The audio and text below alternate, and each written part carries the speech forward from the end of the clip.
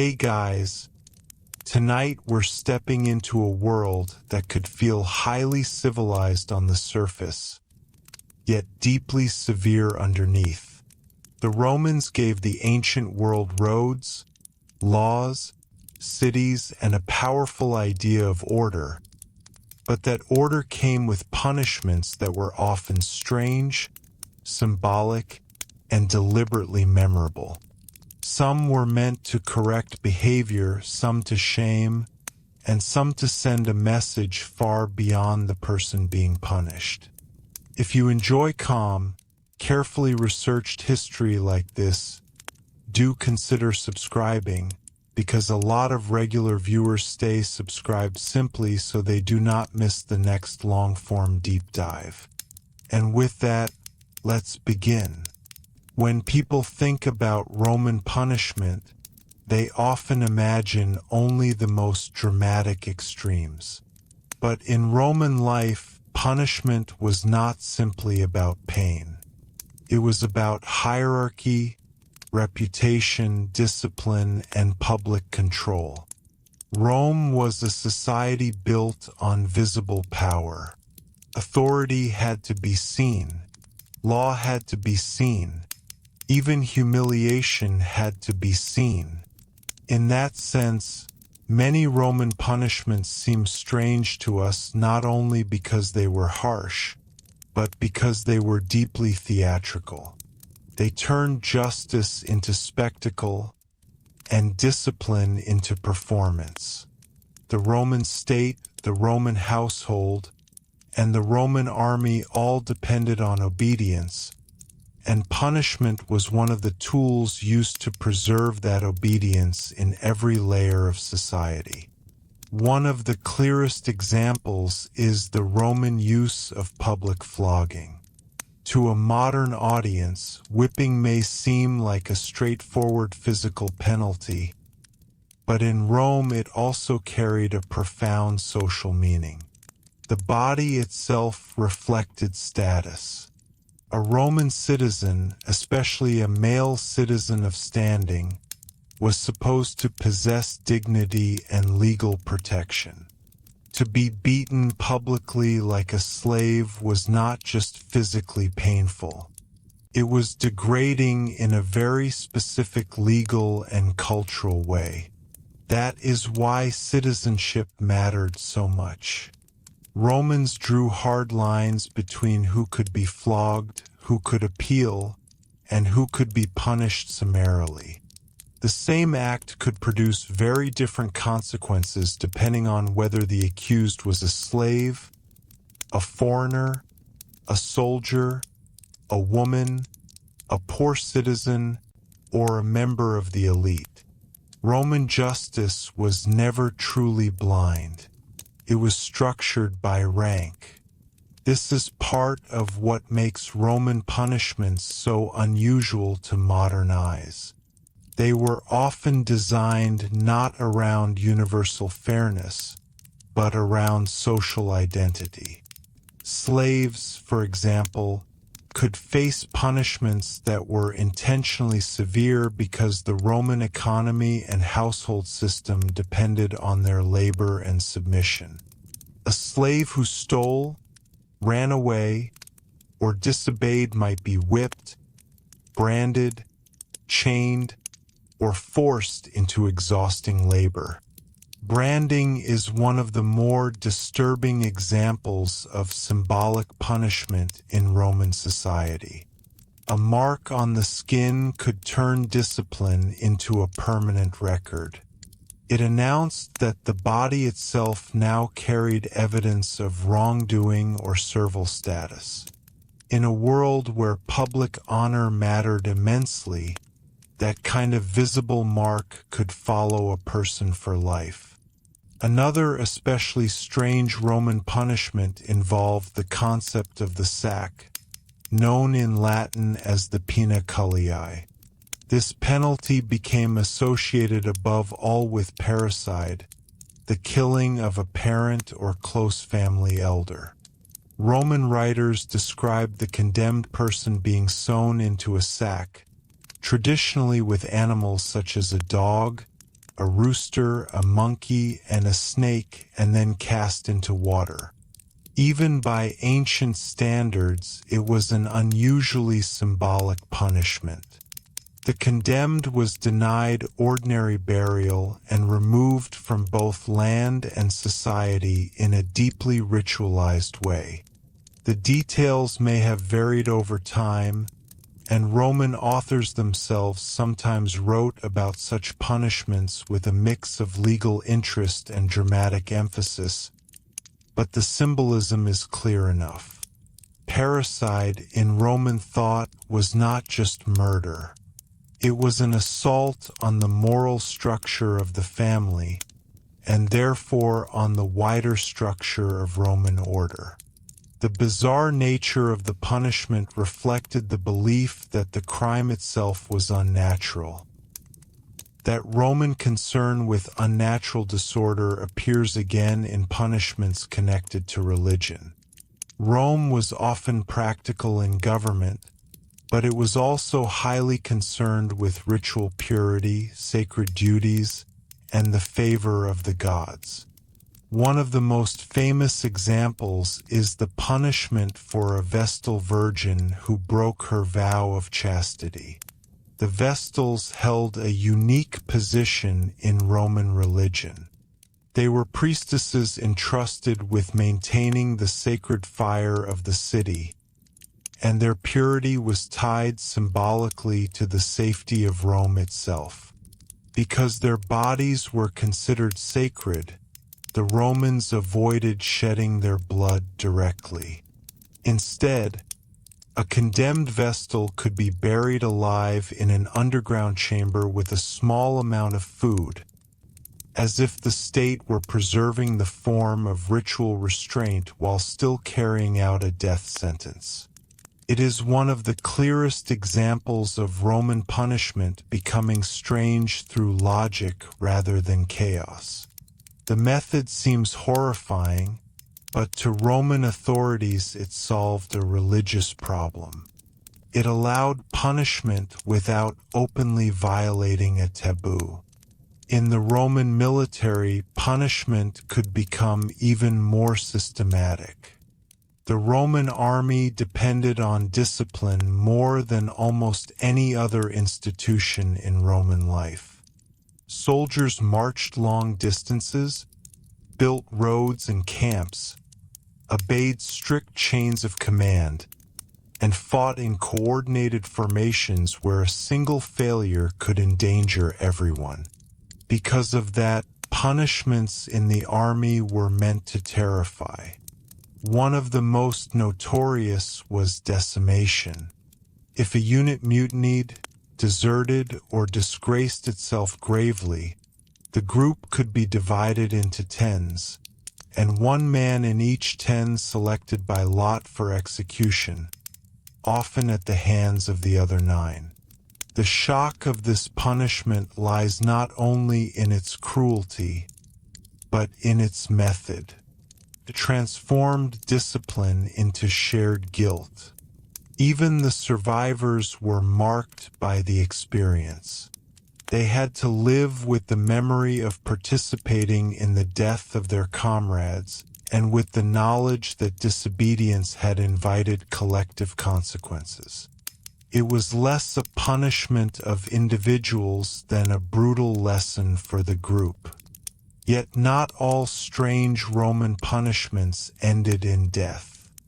Many were carefully calibrated forms of humiliation. Exile, for example, could be devastating in a society where political identity, family reputation, and urban presence mattered so much. A Roman aristocrat might prefer physical hardship to the loss of place, influence, and name. To be pushed out of Rome could mean being cut off from the very stage on which status was performed. Confiscation of property worked in a similar way. Wealth in Rome was never just private comfort. It supported political ambition, family continuity, public building, patronage, and memory. To strip away property was to reduce not only a person's means, but their standing in the social world. In this sense, Roman punishments were often psychological and civic, not just bodily. Infamia is another revealing concept. Certain punishments or legal judgments could lead to a form of public disgrace that limited a person's rights and damaged credibility. An individual marked by infamia might find it harder to participate in public life or to be regarded as honorable. This is important because it shows that Roman punishment often worked through reputation. The Romans were intensely aware of how a person was seen. Honor, masculinity, household authority, and civic respectability were social currencies. A punishment that damaged these things could be highly effective without appearing spectacularly violent. Shame was not separate from law. In many cases, it was one of law's most useful instruments. There were also household punishments, and these tell us something uncomfortable about Roman family structure. The Roman father, under the idealized legal concept of patria potestas, held extraordinary authority over the household. In theory, this authority could extend very far over children and dependents, though in practice it was shaped by custom, expectation, and social limits. Even so, the household was a miniature hierarchy, and discipline within it reflected broader Roman assumptions about power. Roman moralists often praised severity, self-control, and obedience. A well-ordered home was imagined as a foundation for a well-ordered state. So when punishments were inflicted inside the household, they were not seen as separate from Roman political culture. They were part of the same world that linked authority with correction. Execution itself could also take strange and highly symbolic forms in Rome. Crucifixion, for example, was not invented by the Romans, but they used it with chilling effectiveness, especially against slaves, rebels, and non-citizens. Its purpose was not merely to kill. It was to expose the condemned body publicly, slowly, and unmistakably. The victim became a warning placed in the landscape. That is why Roman punishments must be understood as communication. The state spoke through them. A branded slave, an exiled senator, a buried vestal, a decimated unit, a crucified rebel, each represented a different message about where power lay and what happened to those who threatened order. Punishment was a language, and Rome spoke it fluently. What makes all of this especially striking is that Rome also prided itself on law. Roman jurists developed sophisticated legal ideas that would influence later civilizations for centuries. Yet alongside these legal achievements stood punishments that now seem ceremonial, brutal, or unervingly imaginative. That contrast is part of the real story. Rome was not hypocritical in some simple sense. It was a civilization that believed order had to be maintained at every level, and it used whatever mixture of law, ritual, shame, fear, and spectacle seemed necessary to do that. To Roman minds, punishment could be rational even when it appeared grotesque. In fact, the stranger the punishment, the more clearly it could symbolize the crime. So when we look at strange Roman punishments, we are not just collecting ancient curiosities. we are seeing the structure of Roman society laid bare. We see a world obsessed with rank, public image, discipline, sacred duty, and visible power. We see the family treated as a political unit, the army as a machine of obedience, religion as a matter of state survival, and the body itself as a canvas on which authority could write its message. The punishments were strange because Roman society itself was organized around values that feel both familiar and foreign to us. Rome valued law but not equality. It valued order but often through terror. It valued public virtue but sustained it with punishments meant to humiliate as much as correct. And perhaps that is the most important point to end on.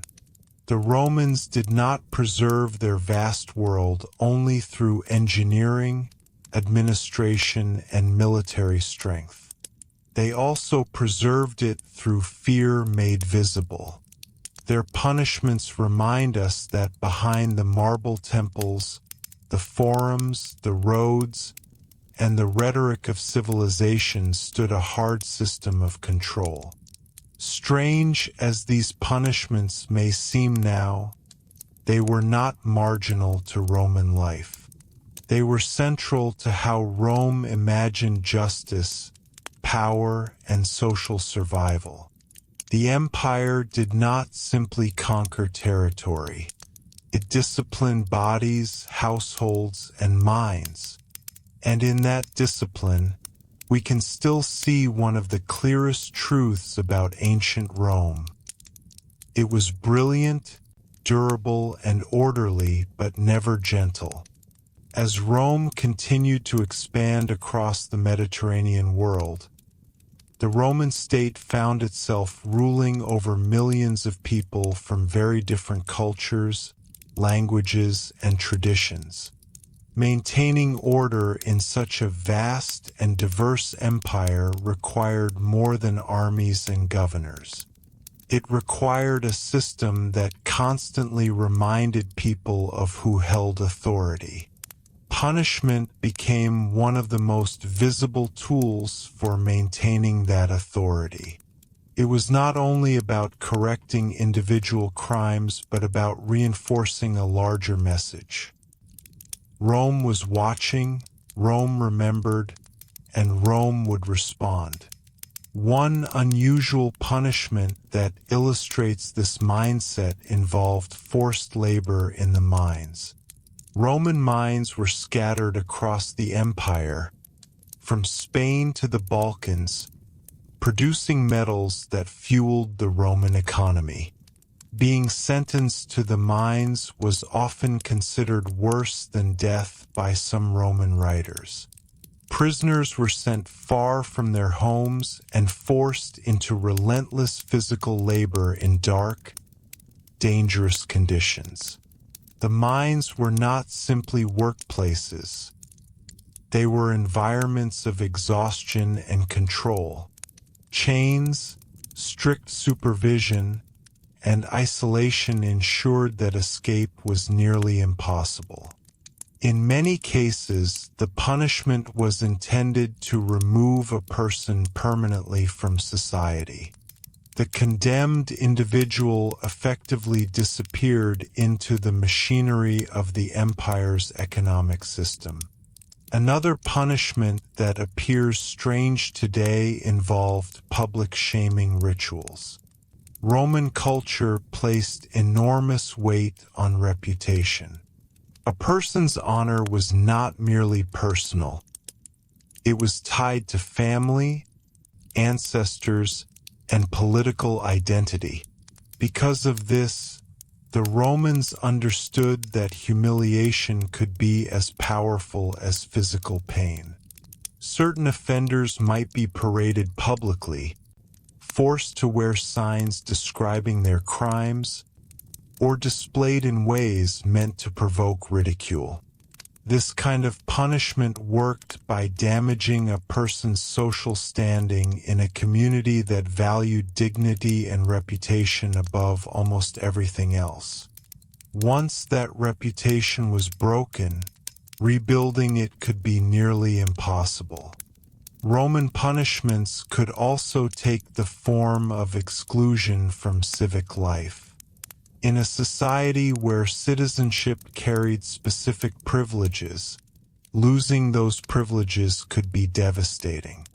Some criminals were stripped of their rights to participate in public assemblies, hold office, or even speak in certain legal contexts. The result was a kind of civic invisibility. The individual remained physically present but lost the political voice that defined Roman citizenship. In a republic and later an empire that placed so much emphasis on status and public participation, this form of punishment quietly removed a person from the center of Roman life. Transportation or forced relocation was another tool the Roman state used to control troublesome individuals. Instead of executing someone outright, authorities might send them far away from Rome itself, sometimes to distant islands or remote provinces. These places could be difficult to reach and even harder to leave. The isolation served a purpose. By removing a disruptive figure from the political heart of the empire, Roman authorities could stabilize local tensions without creating a martyr.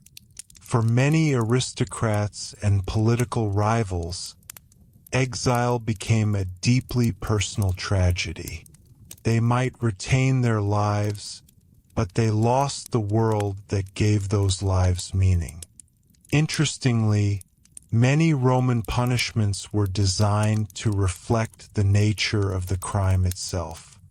The Romans often believed that justice should carry symbolic weight. For instance, someone who committed fraud or financial corruption might face penalties involving restitution or confiscation that destroyed the wealth they had improperly gained.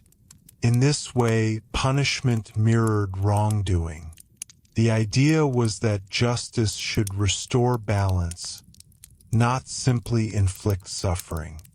While this approach sometimes resulted in harsh outcomes, it also reflected a Roman belief in moral order.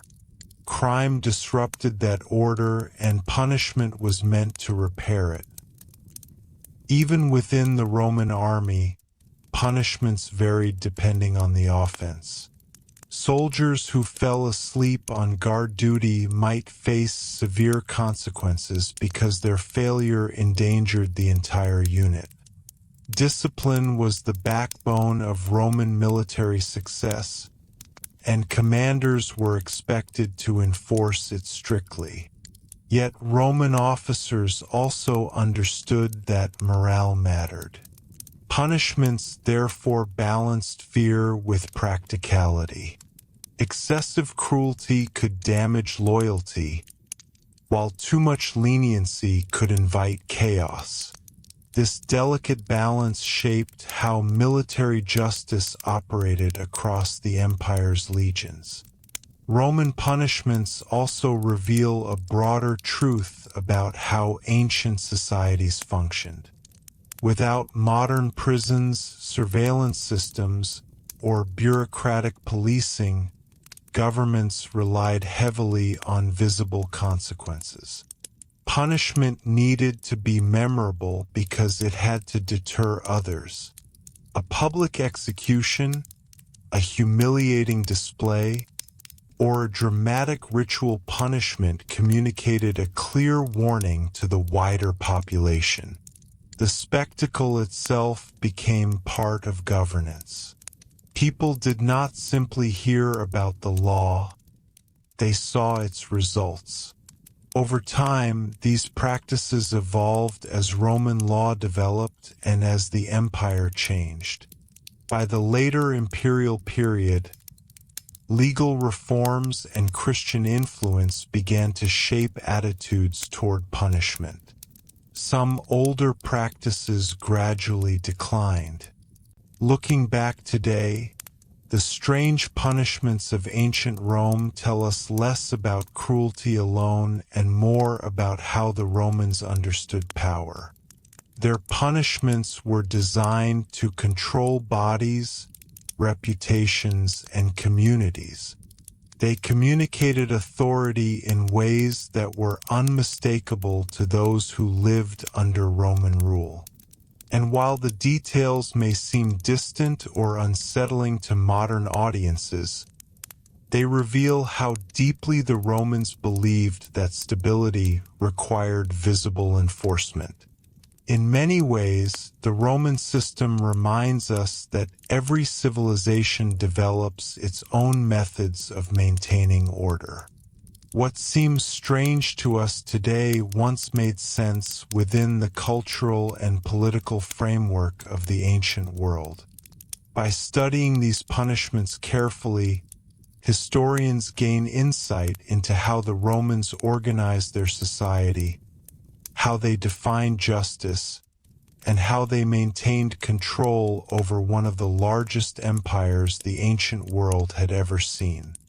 And the more we explore these practices, the more we begin to see that Roman punishment was never random.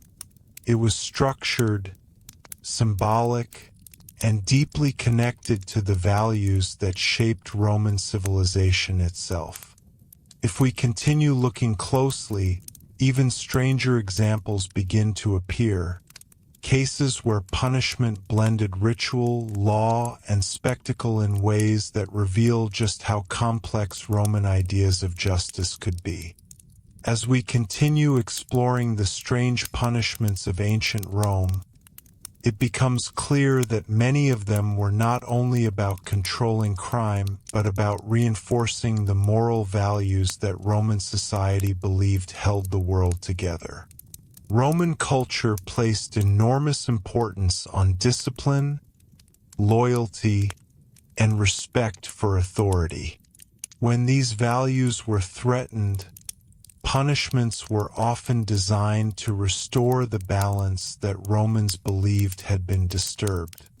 One particularly revealing punishment involved those accused of cowardice or serious failure in military service. The Roman army relied on collective strength, and every soldier was expected to stand firm in battle. When units failed or fled from combat, commanders sometimes ordered humiliating penalties meant to remind the soldiers of their duty. One such punishment required disgraced soldiers to sleep outside the fortified camp walls. This may sound minor at first, but within Roman military culture it was deeply humiliating. The camp represented safety, order, and belonging. To be excluded from it meant being symbolically removed from the protection and honor of the army. These soldiers might also be forced to eat barley instead of wheat. In the Roman world, wheat was considered the proper grain for soldiers and citizens, while barley was often associated with animal feed or lower status. Being assigned barley rations marked the soldier publicly as someone who had failed to meet Roman standards of courage. The punishment, therefore, attacked reputation as much as comfort. In a culture where honor mattered greatly, this type of humiliation could be more powerful than physical pain. Roman punishments also extended into the arena of entertainment. Public spectacles played a major role in Roman life, and the amphitheater became a stage where the state displayed both power and justice. Certain criminals were condemned to face wild animals in dramatic public events known as damnatio ad bestias. These executions were carefully staged to emphasize the authority of Roman law. The condemned person entered the arena surrounded by the cheers or silence of the crowd, and the spectacle served as a reminder that the empire had absolute power over life and death. To modern viewers, these events appear extremely harsh, but for Romans they were tied to a larger cultural framework. Public entertainment was closely connected to ideas of discipline and order. Spectacles reinforced the boundaries between lawful citizens and those who had violated Roman society. The arena did not simply entertain. It communicated the consequences of disobedience in a way that thousands of people could witness at once. Another strange punishment involved forcing certain criminals into roles within the arena itself. Instead of immediate execution, some offenders were required to participate in staged performances that reenacted mythological stories. In these performances, the condemned person might take the role of a character destined to die within the story. For example, a criminal might be placed in a dramatic scene based on a famous myth where the character meets a tragic end. These events blurred the line between theater and punishment, turning justice into a carefully choreographed spectacle. This theatrical aspect of Roman punishment reflected how deeply Romans valued symbolism. Justice was not merely delivered quietly in a courtroom. It was performed publicly, often with elaborate staging that reinforced moral lessons. The audience was meant to leave with a clear understanding of what happened when someone disrupted the social order that Rome worked so hard to maintain. Roman punishments could also involve forced labor on massive public works. The empire depended on infrastructure, roads, aqueducts, fortifications, and ports. Some criminals were assigned to labor gangs that worked on these projects under strict supervision. This served two purposes at once. The state gained valuable labor, and the criminal paid a visible debt to society through exhausting physical work. In a practical culture like Rome's, punishment often doubled as a form of productivity. Yet perhaps one of the most unusual elements of Roman punishment was how much it relied on memory. Roman society was deeply concerned with reputation that extended beyond a single lifetime. Families proudly displayed images of their ancestors and preserved stories of past achievements. In such a culture, disgrace could echo across generations. If a person committed a serious crime, the shame might stain not only their own name but the reputation of their family as well. Because of this, punishments often aimed to damage legacy as much as the individual. In extreme cases, the Roman state could attempt to erase a disgraced figure from public memory through a practice known today as damnatio memoriae. Statues might be destroyed, inscriptions altered, and portraits removed. The goal was to strip the individual of historical presence. It was a punishment directed not only at the body or reputation of the person, but at their place in history itself. The existence of such practices reminds us that Roman punishments operated on many different levels at once. Some targeted the body through pain or labor. Others targeted reputation through shame. Still others targeted memory and legacy, ensuring that certain individuals would be remembered only as warnings. When we look across these punishments together, we begin to see a pattern. Rome believed that stability required clear boundaries between order and disorder. Punishments were carefully designed to reinforce those boundaries, whether through humiliation, spectacle, forced labor, or symbolic rituals. Each punishment sent a message about what Roman society valued most. And in that sense, the strange punishments of Rome tell us something deeper about the empire itself. They reveal a civilization that combined practical governance with powerful symbolism. Rome built roads that connected continents, legal systems that influenced centuries, and cities that stood as centers of power. But alongside those achievements stood a system of discipline that ensured the empire remained orderly.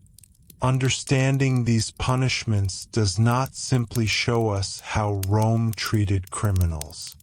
It shows us how Rome defined authority, honor, and social balance. The empire's justice system was never only about law.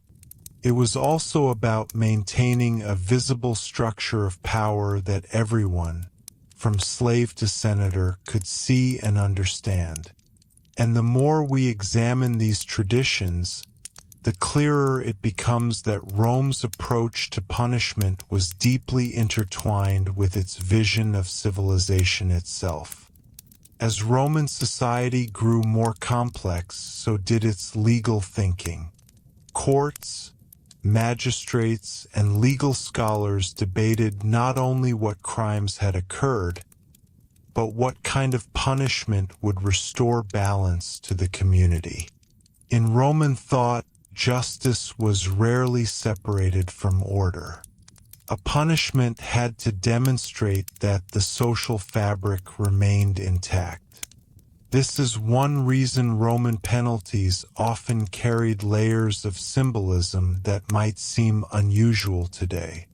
Consider the punishment of forced labor on public projects such as road construction or harbor maintenance. Rome's vast network of roads was one of the empire's most remarkable achievements, connecting distant provinces to the capital. Yet some of these same roads were built or maintained by people serving sentences imposed by Roman courts. The idea behind this was both practical and moral. A person who had harmed society could repay that harm through labor that benefited the public. The punishment therefore served as both correction and contribution. The criminal's effort quite literally helped hold the empire together. Another curious punishment involved being chained to heavy objects or structures for extended periods. In some cases, offenders were placed in iron restraints attached to millstones or other large equipment. This forced them into exhausting physical work while preventing escape. The symbolism was clear. The offender had become part of the machinery of the state. Their individual freedom had been replaced by a visible burden that reminded others of the consequences of wrongdoing. Debt could also lead to strange and severe outcomes in the Roman world.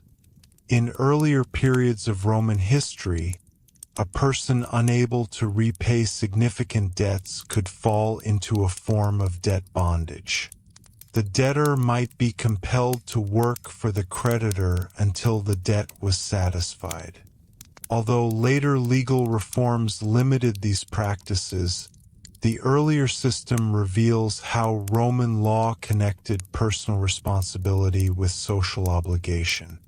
Failing to meet financial duties was not merely a private problem. it could become a legal issue with life-altering consequences. Punishments in Rome could also involve temporary forms of ritual humiliation. Some offenders were forced to stand in public places wearing identifying garments or symbols that marked their crimes. This type of penalty relied on social pressure. In Roman culture, reputation was one of the most valuable assets a person possessed. To lose honor in the eyes of neighbors could damage family alliances, business relationships, and political ambitions. The Romans understood that shame could shape behavior just as effectively as physical punishment. Even the Roman courtroom reflected this concern with public perception. Trials were often conducted before audiences, and speeches by lawyers and accusers were carefully crafted to influence not only judges but also the wider public. When a guilty verdict was delivered, the punishment carried weight partly because the community had witnessed the process. Justice was meant to be visible and memorable. The Roman approach to punishment also reveals how carefully the society distinguished between different social ranks. A crime committed by a slave might lead to immediate and harsh punishment because slaves were considered property under Roman law. By contrast, a citizen, especially one of higher status, might receive exile, fines, or loss of political rights instead of physical penalties. This difference reflected the hierarchical nature of Roman society. Law existed within a framework that prioritized status and citizenship. At the same time, Roman thinkers believed punishment could serve as a warning for others. Writers such as Seneca argued that justice should discourage future wrongdoing by demonstrating clear consequences. In this sense, punishment was not only backward-looking, responding to a crime already committed. It was also forward-looking, shaping behavior across the entire community. The spectacle of punishment reinforced the idea that order was actively defended by the state. Interestingly, Roman law also allowed space for mercy in certain situations. A magistrate or emperor might reduce a punishment if circumstances suggested the offender deserved leniency. Acts of clemency could strengthen a ruler's reputation for fairness. In the imperial period especially, emperors sometimes portrayed themselves as guardians of justice who balanced firmness with restraint. This public image was politically useful, reminding subjects that authority could also be compassionate.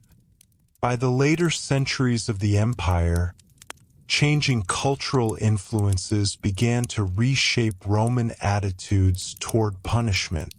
The spread of Christianity encouraged new discussions about morality, forgiveness, and the value of human life. Some punishments that had once been widely accepted began to face criticism. Although many harsh penalties continued, the intellectual climate slowly evolved, reflecting broader transformations within the empire. Looking across the centuries of Roman rule, one pattern remains consistent. Punishment was always meant to reinforce the structure of society, whether through labor, exile, humiliation, or spectacle. Each penalty communicated a lesson about the responsibilities of individuals within the Roman world. Order was not taken for granted. It had to be maintained, defended, and visibly demonstrated.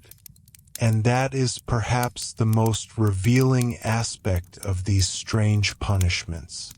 They show us a civilization deeply concerned with stability in a world that was often unpredictable. Rome governed vast territories, diverse populations, and constant political challenges. In such an environment, the law served as both shield and signal. Through its punishments, the Roman state declared what behaviors were acceptable and what consequences awaited those who crossed the line. When modern audiences examine these practices, they often focus on how unusual or severe they appear. Yet behind each punishment lies a broader story about power, culture, and the Roman understanding of justice. By studying them carefully, we gain a clearer picture of how one of history's greatest empires maintained control for centuries. As Roman authority extended across continents, the empire faced a constant challenge: how to maintain order among millions of people who lived far from the city of Rome itself. Governors, magistrates, and military commanders were often the first and only representatives of Roman law in distant provinces. Because of this, punishments had to carry a clear message. They had to be understood quickly, even by populations with different customs and languages. In many cases, the strange nature of Roman punishments helped accomplish exactly that. One example can be found in the practice of chaining criminals for public labor along busy roads or city streets. Instead of hiding punishment behind walls, the Romans frequently made it visible. A passerby could see a group of offenders dragging stones, repairing walls, or clearing rubble under guard. The chains themselves were not only a restraint but also a symbol. They announced that the individual had lost their independence under Roman law. For a society that valued freedom and citizenship so highly, the sight of chains served as a powerful reminder of what could be lost. In urban areas, punishments were sometimes carried out near marketplaces or central gathering places. The location was intentional. Markets were where large numbers of people passed each day, exchanging goods and information. By placing punishment within these spaces, the authorities ensured that justice became part of everyday life. A merchant, traveler, or laborer moving through the market would witness the consequences of crime without needing to attend a formal trial. In this way, Roman punishment functioned almost like a public announcement, reinforcing the authority of the state in ordinary settings. Another curious feature of Roman punishment involved the treatment of repeat offenders. Roman law often took a harsher stance toward individuals who repeatedly broke the rules of society. Someone convicted of theft multiple times might face increasingly severe penalties, moving from fines to physical punishment or forced labor. The reasoning behind this was straightforward. Roman legal thinkers believed that repeated crime demonstrated a refusal to accept the norms of society. Punishment therefore escalated in order to protect the wider community from continued disruption. The Romans also believed that certain crimes threatened the moral foundations of society itself. Acts of betrayal, for example, were treated with particular seriousness. Treason against the Roman state could result in confiscation of property, exile, or execution. In some cases, even the memory of the accused might be targeted. Statues could be removed, inscriptions altered, and official records rewritten to erase the person's presence. This practice, often described as an attempt to condemn a person's memory, shows how punishment could extend beyond the individual life of the criminal. It reached into the realm of historical legacy. For Romans, memory carried immense weight. Families proudly displayed images of ancestors in their homes, and public monuments celebrated the achievements of political leaders and military heroes. To remove someone from that shared memory was therefore an extraordinary act. It suggested that the person's actions had been so damaging that the community refused to remember them with honor. This kind of punishment did not rely on physical suffering. Instead, it attacked reputation across time itself. There were also unusual punishments connected to the Roman concern with order in everyday behavior. Minor disturbances, disorderly conduct, or public insults could result in fines or short periods of detention. Roman magistrates often acted quickly in such cases, understanding that small disruptions could grow into larger problems if ignored. Maintaining calm in crowded cities like Rome required constant attention. Even minor penalties helped reinforce the expectation that citizens should behave with restraint and respect for authority. In the countryside, local officials sometimes adapted Roman punishments to regional conditions.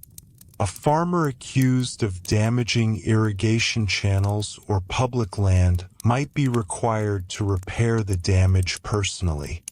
This approach reflected the practical nature of Roman administration. Justice was not always about dramatic spectacle. Sometimes it involved restoring what had been harmed. The punishment directly addressed the problem created by the offense. What becomes increasingly clear through these examples is that Roman punishment was rarely random. Each penalty was chosen to send a particular signal about order, responsibility, and hierarchy. Some punishments relied on fear, others on shame, and others on practical restitution. Together they formed a system that touched nearly every part of Roman life. The strange character of many Roman punishments therefore reveals something important about the empire's priorities. Rome governed through visible authority. Law had to be seen working. A punishment carried out quietly behind closed doors would not have served the same purpose. The Romans believed that justice should leave a mark, not only on the individual offender, but also on the collective memory of the community.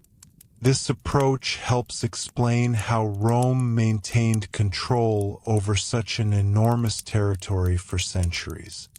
Military strength played a role, of course, but so did the psychological impact of Roman law.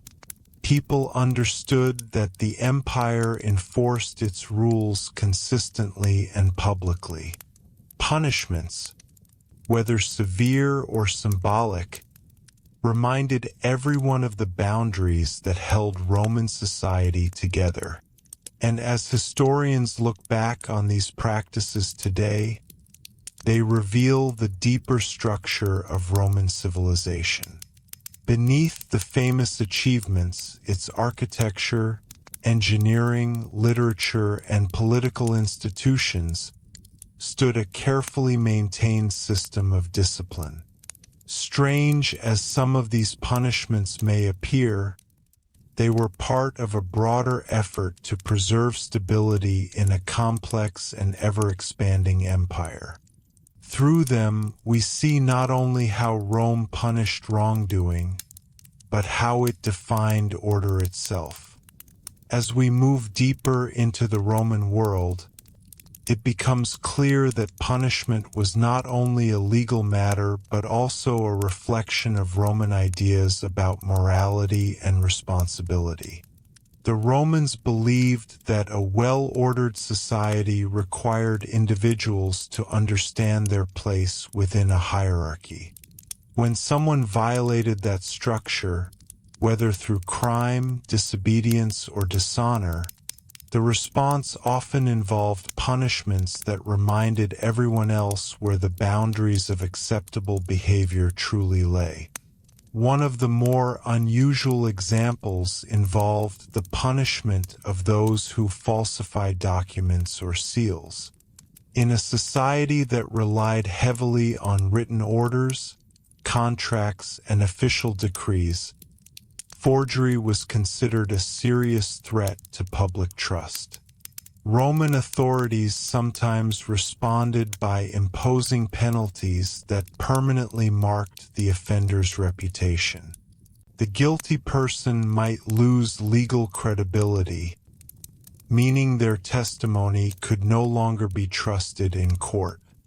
In practical terms, this effectively removed them from many aspects of civic life. The punishment did not merely address the crime itself. It reshaped the individual's role within society. Another strange feature of Roman punishment involved the careful distinction between intention and outcome. Roman jurists often debated whether a crime had been committed deliberately or through negligence. This distinction mattered greatly when deciding punishment. Someone who caused harm through carelessness might face fines or restitution, while deliberate wrongdoing could lead to harsher consequences. These debates show that Roman law was not simply about authority enforcing power. It also involved intellectual discussions about fairness, responsibility, and the nature of human behavior. In some cases, punishments were designed to mirror the offense in symbolic ways. If a person damaged public property, they might be required to repair it themselves. If someone disrupted public order, they might face penalties that place them under stricter supervision within the community. This approach reflected a Roman belief that justice should restore equilibrium. The crime had disturbed the balance of society, and punishment helped reestablish that balance. Even insults and personal disputes could fall under the attention of Roman law. Verbal abuse or public humiliation might lead to legal complaints, especially if it affected a person's honor. In a culture where reputation shaped nearly every opportunity, from business partnerships to political advancement, protecting one's name was essential. Roman courts therefore recognized that words themselves could cause harm. Punishments for such offenses might include fines or formal apologies, again emphasizing the Roman commitment to restoring social harmony. Interestingly, many punishments also depended on the judgment of local officials. Magistrates possessed significant authority to interpret the law and determine appropriate responses. Their decisions often balanced strict legal codes with practical realities. For instance, in a crowded city where tensions could easily escalate, a magistrate might impose swift penalties for disturbances in order to prevent further conflict. This flexibility allowed Roman law to function across a vast and diverse empire.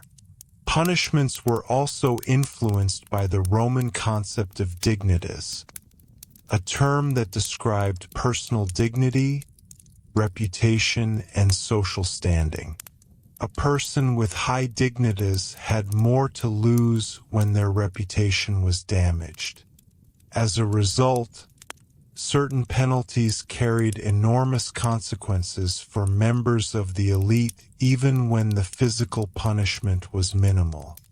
Losing the ability to hold office, for example, could end a political career and diminish a family's influence for generations.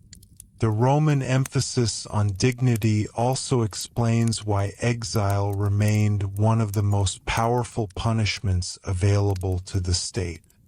To be forced away from Rome meant separation from networks of influence, family heritage, and political opportunity. An aristocrat living in exile might retain wealth or comfort, but the absence from public life represented a profound loss of identity. For many Roman leaders, participation in the civic life of the capital was the defining purpose of their existence. Roman punishment could therefore operate on multiple levels at once. Physical penalties addressed the body, while legal restrictions reshaped a person's social position. Public humiliation affected reputation, and exile removed individuals from the center of power. Each type of punishment targeted a different dimension of Roman life, demonstrating how carefully the system was designed. Over the centuries, this complex structure helped sustain the empire's authority. Laws were written, debated, and recorded, but their effectiveness depended on visible enforcement. Citizens and subjects alike needed to believe that violations would bring consequences. Whether those consequences took the form of labor, fines, disgrace, or expulsion, they reinforced the idea that Roman order was something real and constantly maintained. When modern historians study these strange punishments, they often discover that the Roman system reveals as much about values as it does about crime. The punishments highlight what Romans feared: disorder, betrayal, dishonor, and what they valued. As the Roman Empire matured, punishments also became closely tied to the idea of maintaining public stability in a world that was often uncertain. Cities were crowded, trade routes were busy, and political rivalries could become intense. In such an environment, Roman authorities believed that order had to be protected constantly. Punishment therefore served as a reminder that the law stood above individual ambition or personal conflict. One interesting aspect of Roman punishment was the role of fines. To modern readers, fines may seem mild compared to harsher penalties, but in the Roman world they could carry serious consequences. Wealth was deeply connected to status and influence. Losing a large portion of one's property could damage not only personal comfort but also social standing. A senator, merchant, or landowner who paid heavy fines might suddenly find it difficult to maintain the public generosity expected of their rank. Without the ability to sponsor public events, assist clients, or contribute to civic projects, their reputation could decline quickly. In this way, financial penalties were often a quiet but effective form of discipline. Another unusual punishment involved restrictions placed on personal movement. Roman authorities could forbid someone from entering certain areas, especially political spaces such as the Senate House or public assemblies. This may seem subtle, but in Roman society these places were the center of power and communication. To be barred from them meant losing the ability to participate in decision-making and public debate. For ambitious Romans who valued influence, such restrictions could feel like a profound personal loss. Roman punishments also reveal how much the society valued loyalty. Betrayal of trust, whether between political allies, military commanders, or family members, was seen as particularly dangerous. A betrayal did not simply harm one individual. It threatened the network of relationships that held Roman society together. Because of this, penalties for acts of betrayal often carried lasting consequences. Property might be seized, political rights removed, and family reputations permanently damaged. These punishments reminded others that loyalty was not only expected but essential.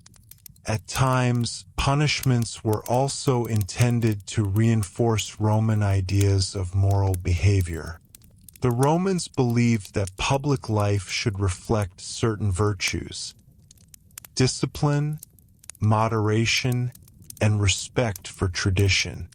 When individuals behaved in ways considered scandalous or disruptive, the law sometimes intervened. Certain forms of misconduct could lead to social penalties that limited a person's opportunities or damaged their standing in the community. Once again, the emphasis was not only on correcting behavior but on protecting the moral image of Roman society.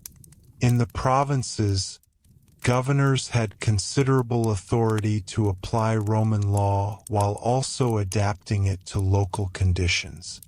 A governor responsible for a distant region had to balance firmness with practicality. Harsh punishment could discourage rebellion, but excessive cruelty could provoke resentment. As a result, provincial punishments often reflected a careful calculation. Authorities wanted to demonstrate that Rome remained in control while also ensuring that daily life continued smoothly. Another fascinating element of Roman punishment involved the role of public memory. Monuments, inscriptions, and statues filled Roman cities, celebrating victories and honoring respected leaders. When someone fell from favor, especially in cases involving treason or political disgrace, the state could remove these symbols. Statues might be dismantled, inscriptions altered, and portraits replaced. This act effectively rewrote the public landscape, signaling that the individual no longer deserved recognition. The removal of honor was itself a form of punishment, showing that reputation could be just as fragile as life itself. Roman punishment, therefore, extended far beyond physical suffering.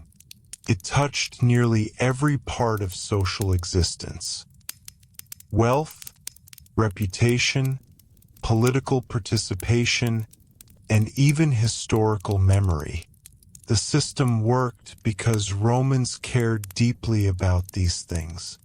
A society built on honor and hierarchy responded strongly when those elements were threatened.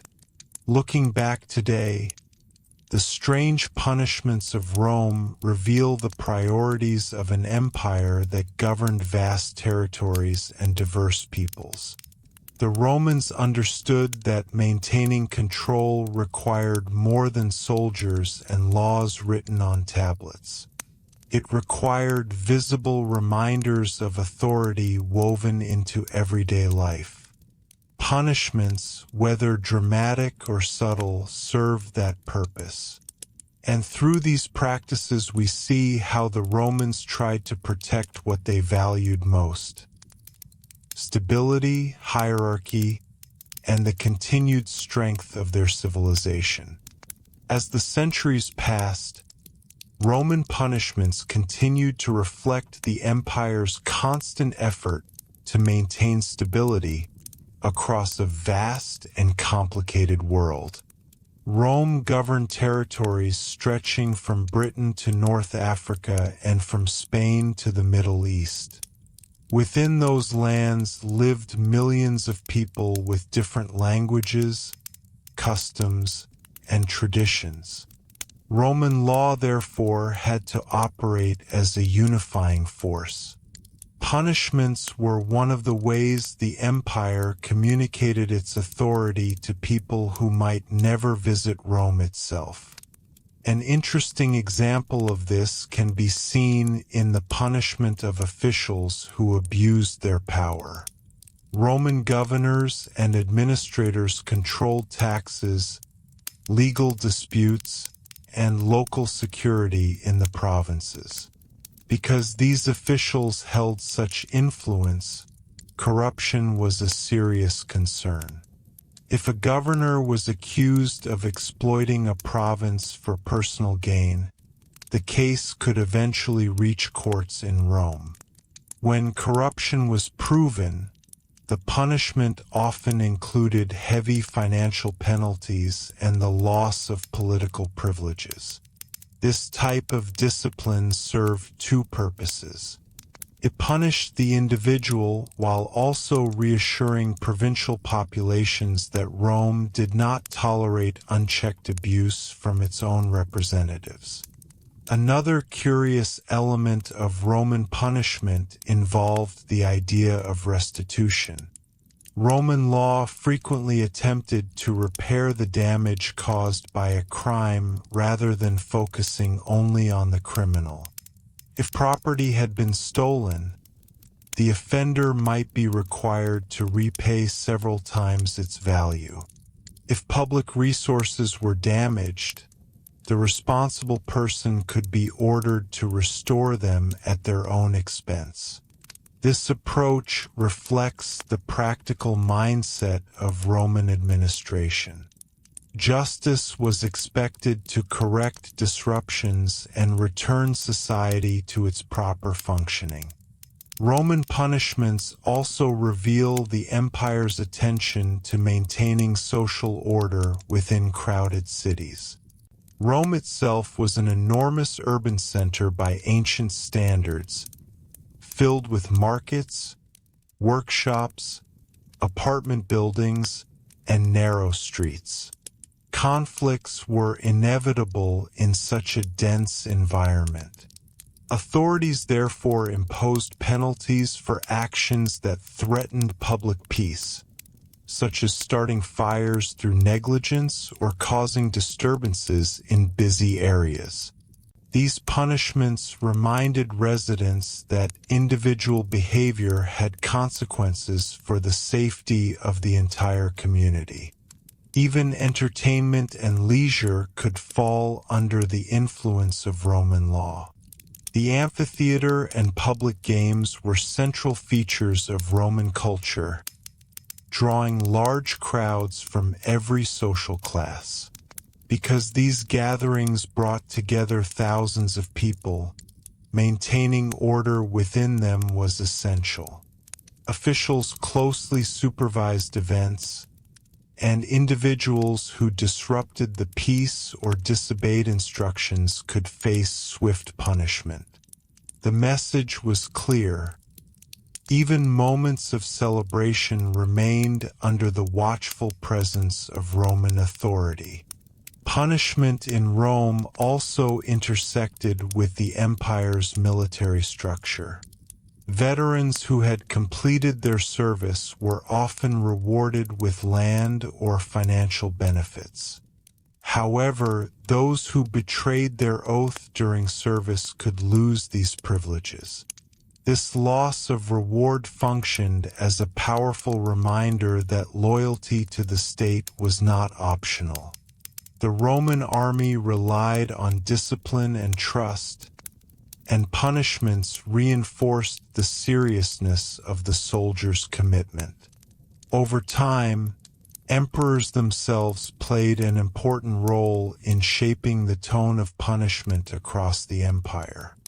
Some rulers emphasized strict discipline, believing that harsh enforcement strengthened stability. Others promoted clemency, portraying themselves as merciful guardians of justice. Imperial decisions could influence legal practice throughout Roman territories, showing how the personality of the ruler sometimes affected the character of Roman justice. Despite these variations, the central purpose of punishment remained consistent. It was meant to demonstrate that Rome's authority extended into every aspect of life.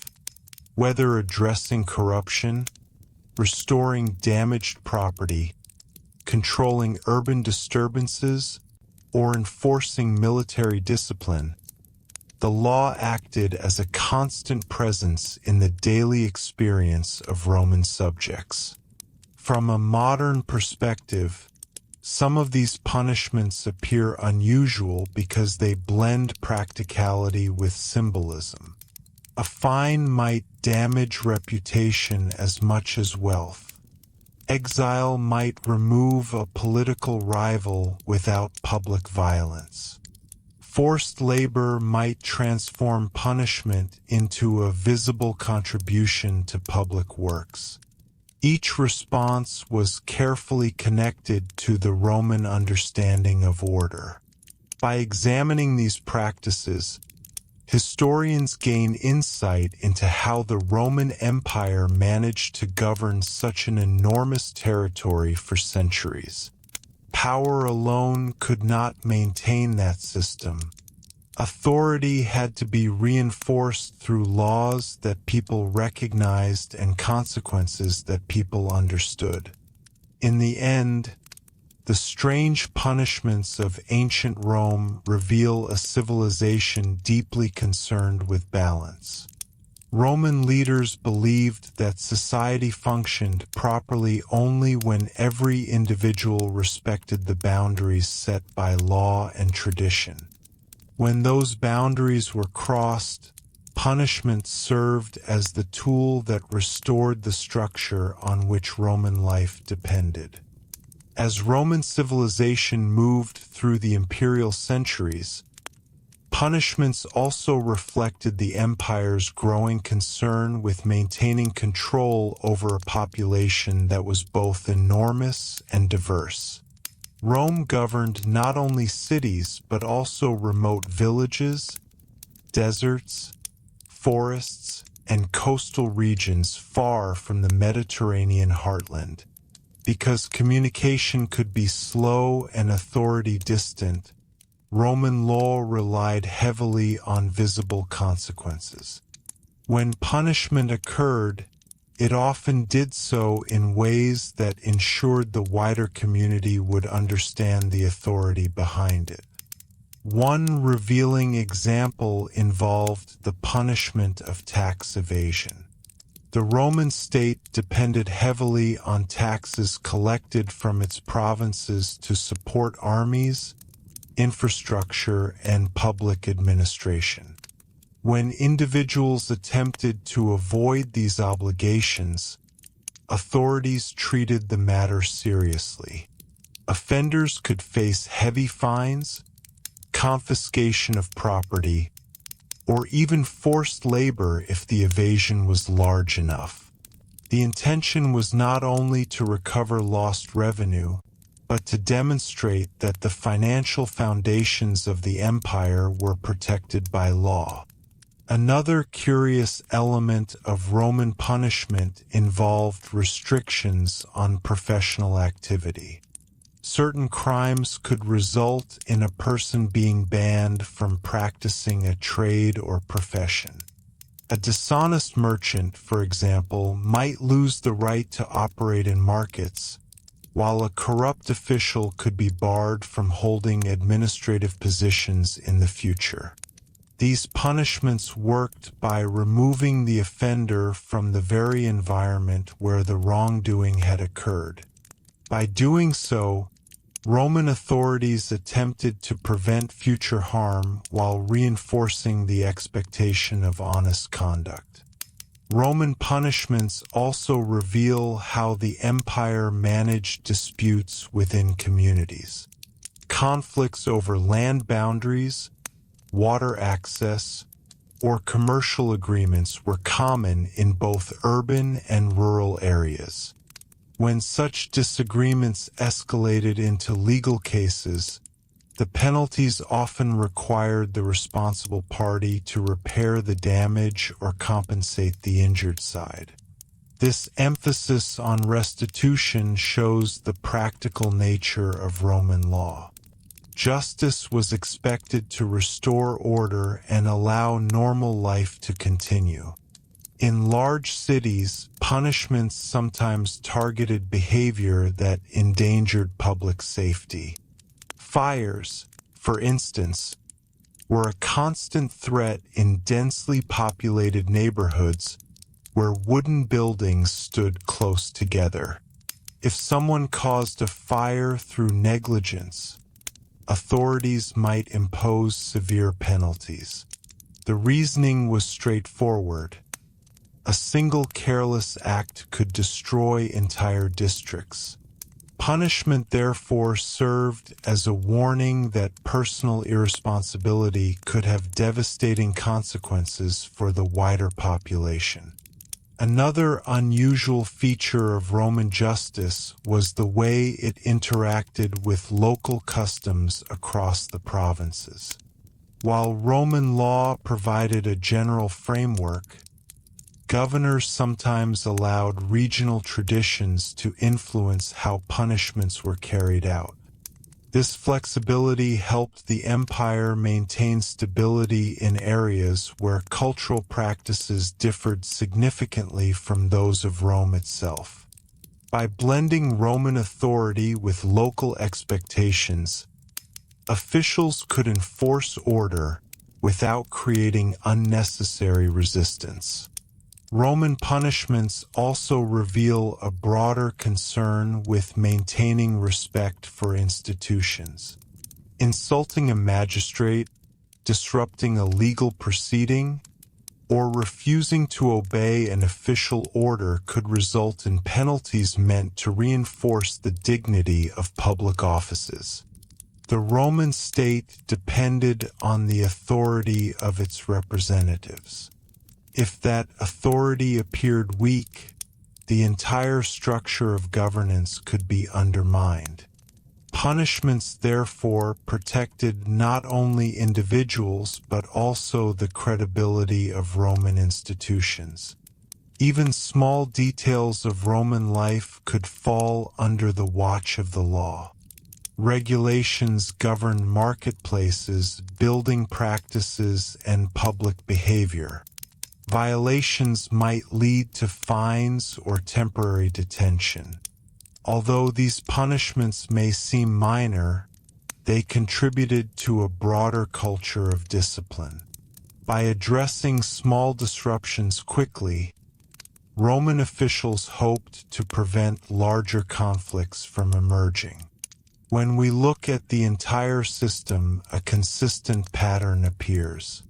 Roman punishments were designed to operate on multiple levels. They corrected wrongdoing, compensated victims, protected public order, and reinforced the authority of the state. The strange or symbolic nature of some penalties was not accidental. It ensured that the lesson of the punishment would remain visible to everyone who witnessed it. In this way, punishment became part of the everyday landscape of Roman life. Citizens and subjects alike understood that the empire maintained its stability through a combination of law, tradition, and visible enforcement. Roads, aqueducts, markets, and forums all existed within a framework where rules were clearly defined and consequences were clearly demonstrated. Studying these practices today offers more than a list of unusual historical details. It reveals how one of the most powerful civilizations in history managed the delicate task of governing vast populations for centuries. Rome relied on law not only as a set of written rules, but as a living system that shaped behavior across the empire. And through the strange punishments that Roman authorities sometimes imposed, as we reach the later periods of Roman history, it becomes even clearer that punishment in the Roman world was not simply about reacting to crime. It was about maintaining a carefully balanced system of authority. Rome governed an immense empire for centuries, and part of that endurance came from the way its legal system constantly reinforced the idea that order was permanent and visible. Punishments, strange as they sometimes appear today, helped make that authority unmistakable. One interesting feature of Roman punishment was how often it relied on community awareness. Justice was rarely hidden.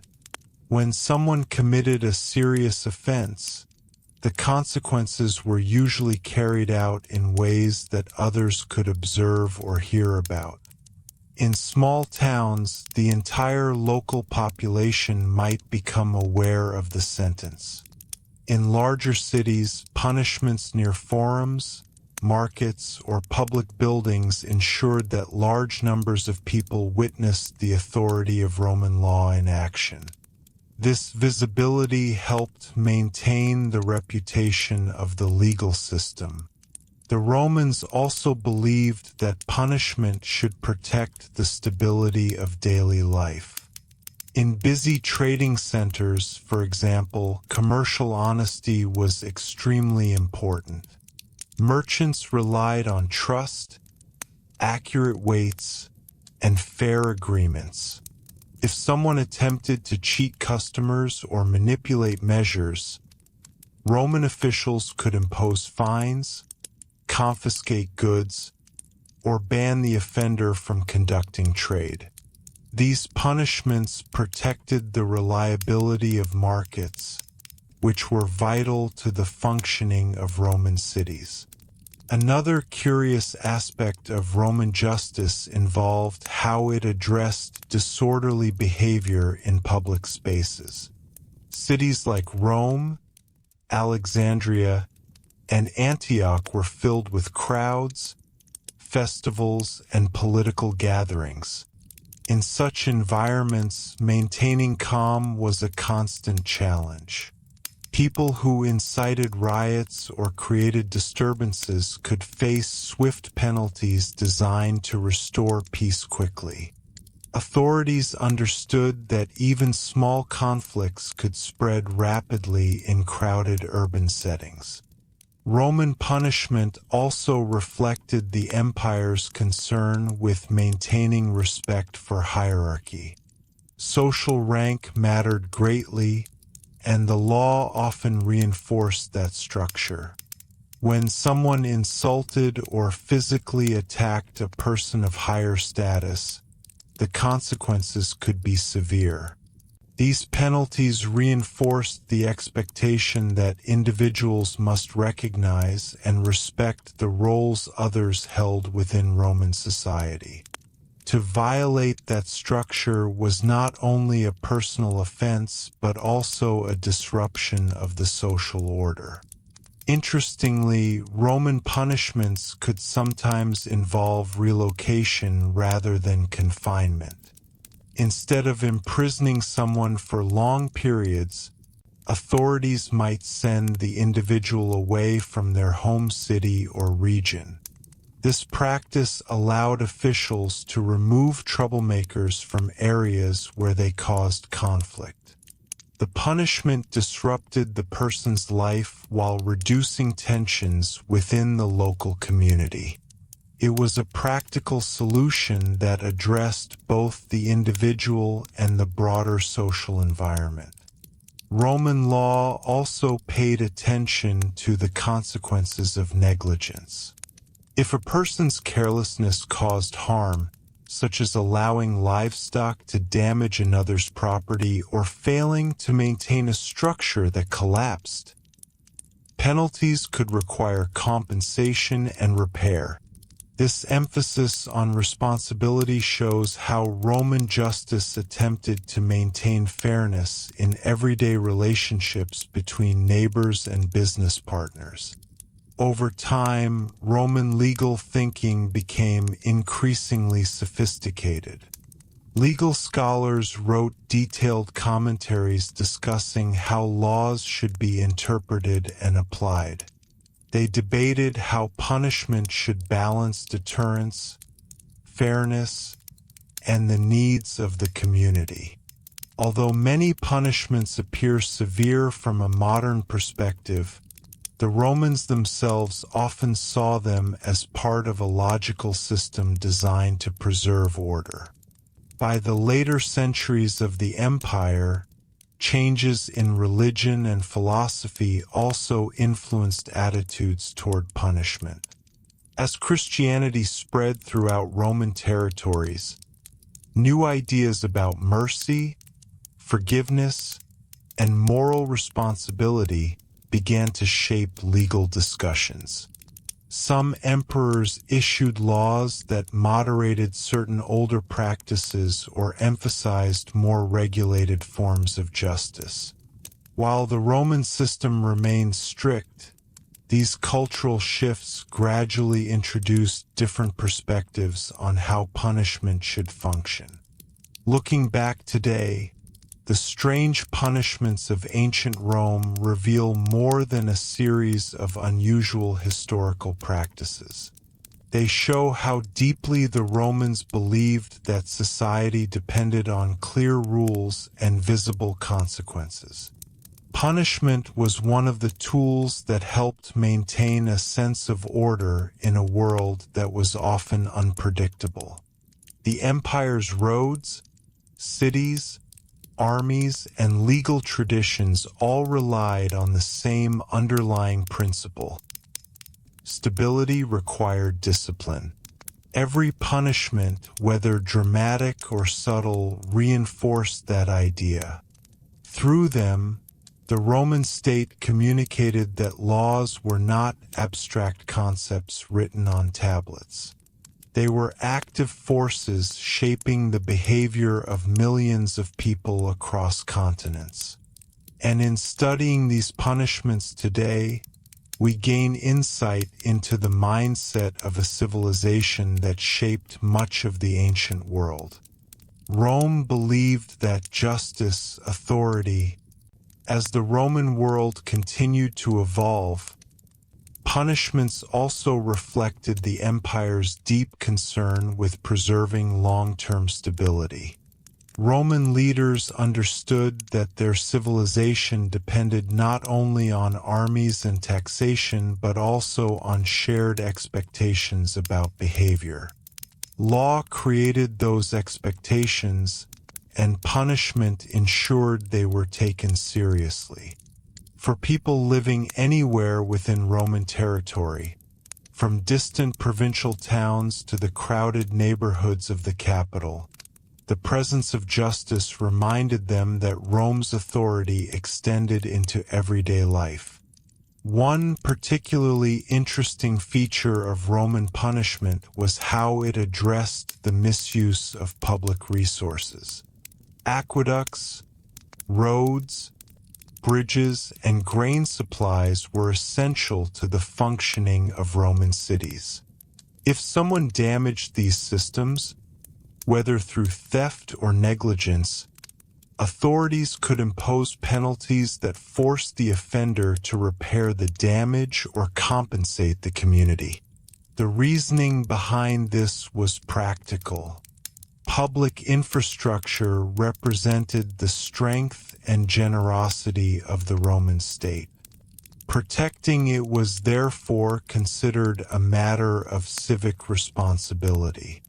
Roman punishments also show how carefully the empire protected the reliability of communication and administration. Official documents, contracts, and legal records formed the backbone of Roman governance. Tampering with these records could create confusion or undermine trust in the system.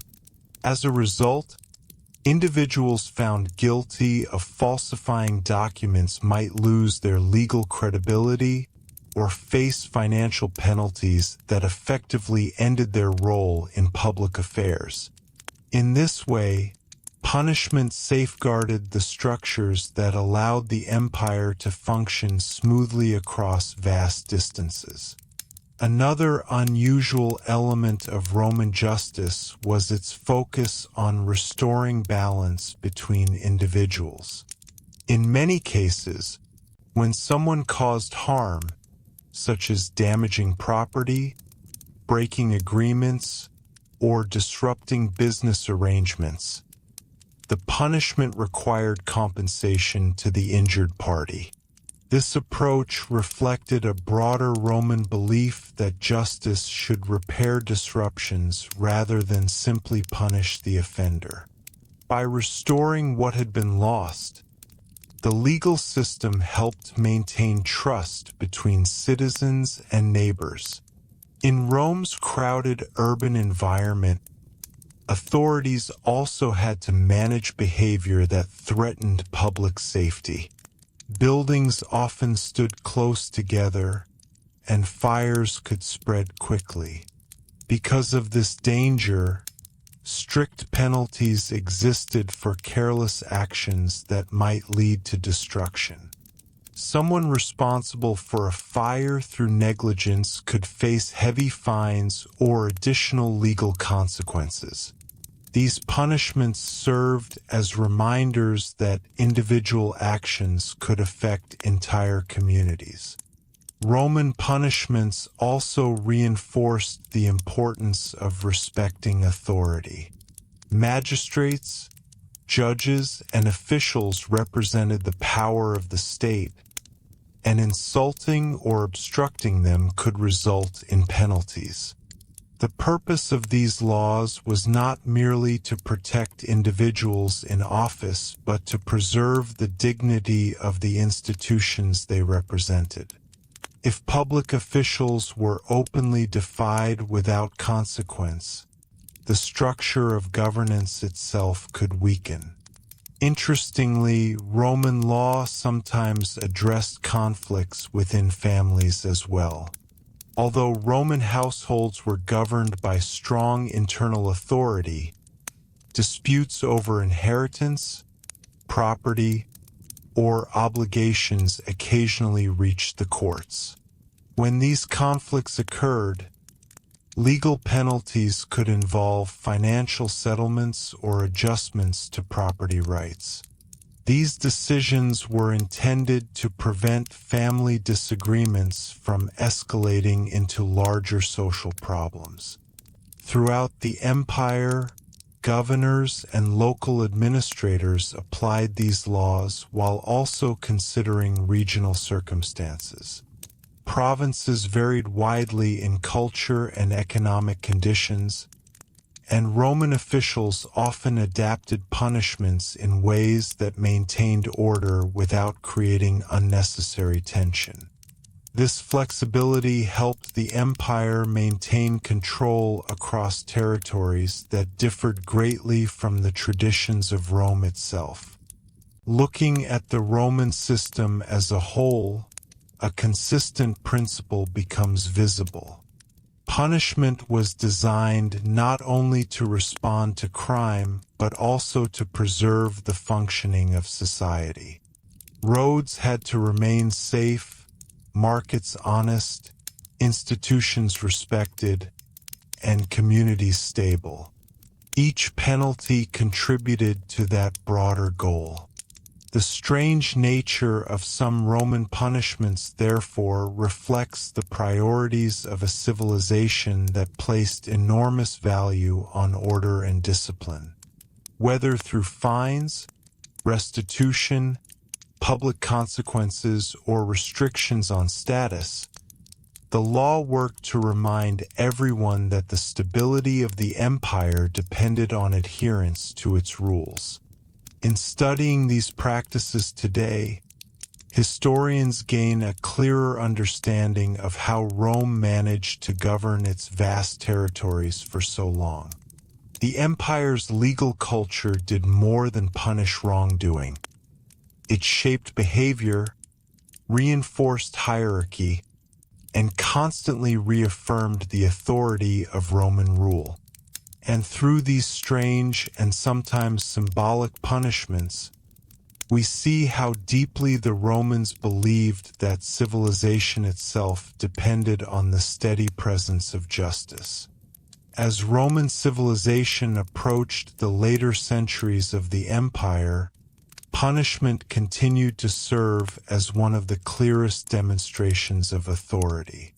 Rome had grown from a small city-state into a vast political system that governed lands across Europe, North Africa, and parts of Asia. Maintaining order within such a wide territory required not only military strength, but also a legal structure that people understood and respected. Punishments were a visible reminder that the rules of Roman society applied everywhere under its control. One notable feature of Roman punishment during this time was the attention given to protecting economic stability. Trade flowed constantly across the empire through roads, ports, and marketplaces.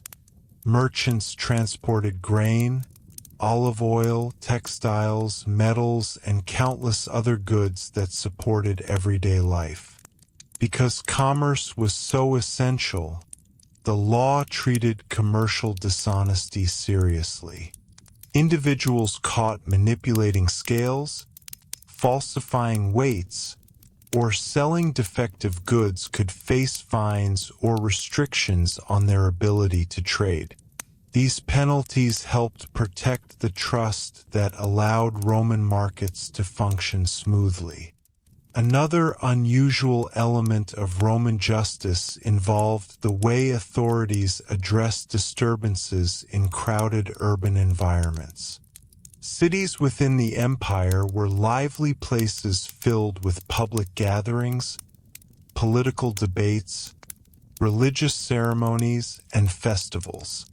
While these events created a strong sense of community, they also carried the risk of unrest. When arguments or rivalries escalated into violence or riots, Roman officials acted quickly. Punishments for those who initiated disturbances could include fines, public discipline, or removal from the city for a period of time. The goal was to restore calm before conflict spread further. Roman punishments also reflected a deep concern for the maintenance of public property. Infrastructure such as aqueducts, bathhouses, roads, and bridges required constant care. These structures were not merely conveniences. They represented the power and generosity of Roman governance.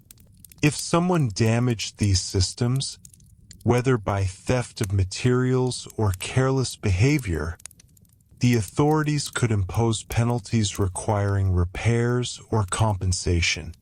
In this way, punishment reinforced the responsibility individuals held toward shared resources. Respect for institutions remained another central priority of Roman law. Magistrates, judges and administrators represented the authority of the state. When individuals insulted or obstructed these officials, the offense was treated seriously. Punishments reminded citizens that public offices were essential to the functioning of Roman society. Without respect for those roles, the legal system itself could weaken. At the same time, Roman punishments sometimes emphasized restoration rather than destruction. When a person caused harm through negligence or poor judgment, courts often focused on repairing the damage rather than imposing purely physical penalties. A farmer who allowed livestock to damage a neighbor's fields, for example, might be required to compensate the owner for the loss. This approach reflected the practical nature of Roman law, which aimed to restore balance in everyday relationships. The Roman legal tradition also placed value on precedent and interpretation. Legal scholars studied earlier cases and wrote detailed explanations about how laws should be applied.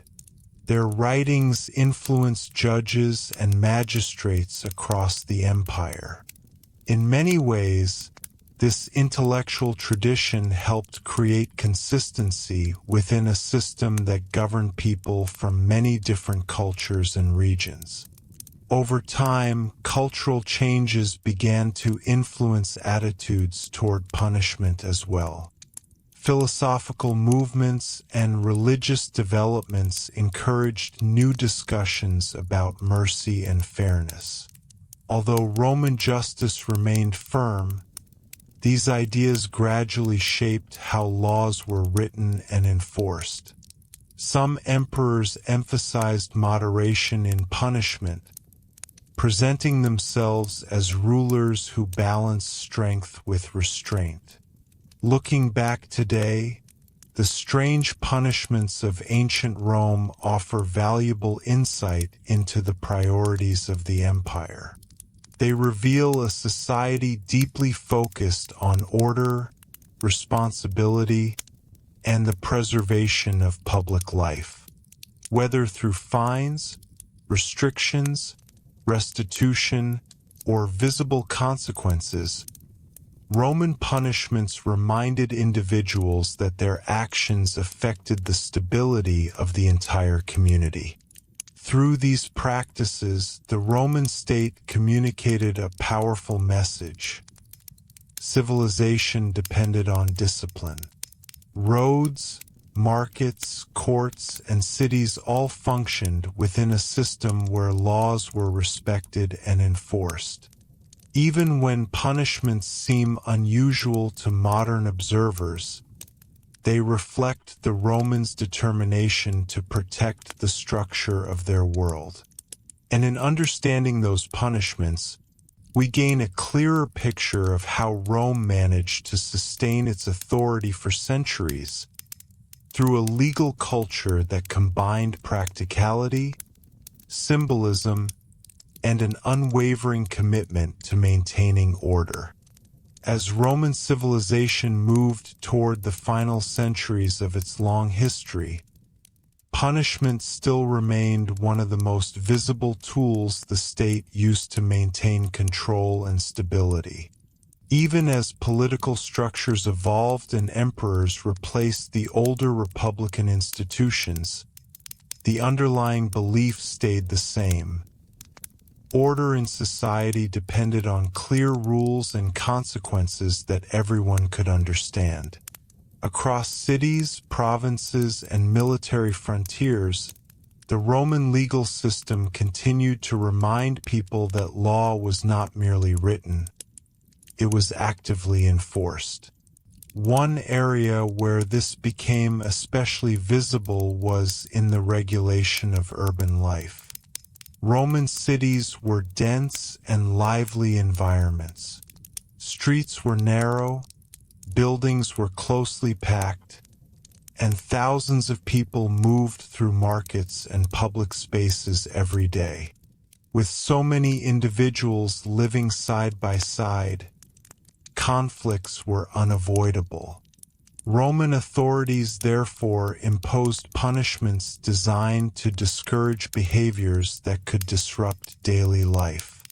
Individuals who caused disturbances in markets or public gatherings could face fines or temporary detention.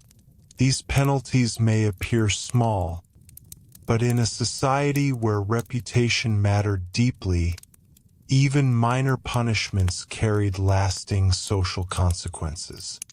The Roman state also placed great emphasis on maintaining the fairness of commercial activity. Markets were the lifeblood of Roman cities, supplying food, materials, and goods from across the empire.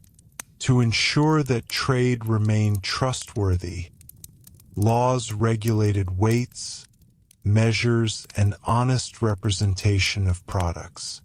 A merchant caught cheating customers could face penalties that included financial loss or removal from trading privileges. Such punishments reinforced the expectation that business dealings should be conducted with reliability and transparency. Another interesting aspect of Roman punishment involved the protection of public resources. Rome invested heavily in infrastructure, roads that connected provinces, aqueducts that delivered fresh water, and harbors that supported trade. These structures symbolized the strength and generosity of Roman governance. When individuals damaged or stole from public works, authorities responded with penalties that often required restitution or labor. The offender might be ordered to repair what had been harmed or compensate the community. In this way, punishment helped restore the balance that had been disrupted. Roman justice also paid close attention to behavior toward officials and institutions.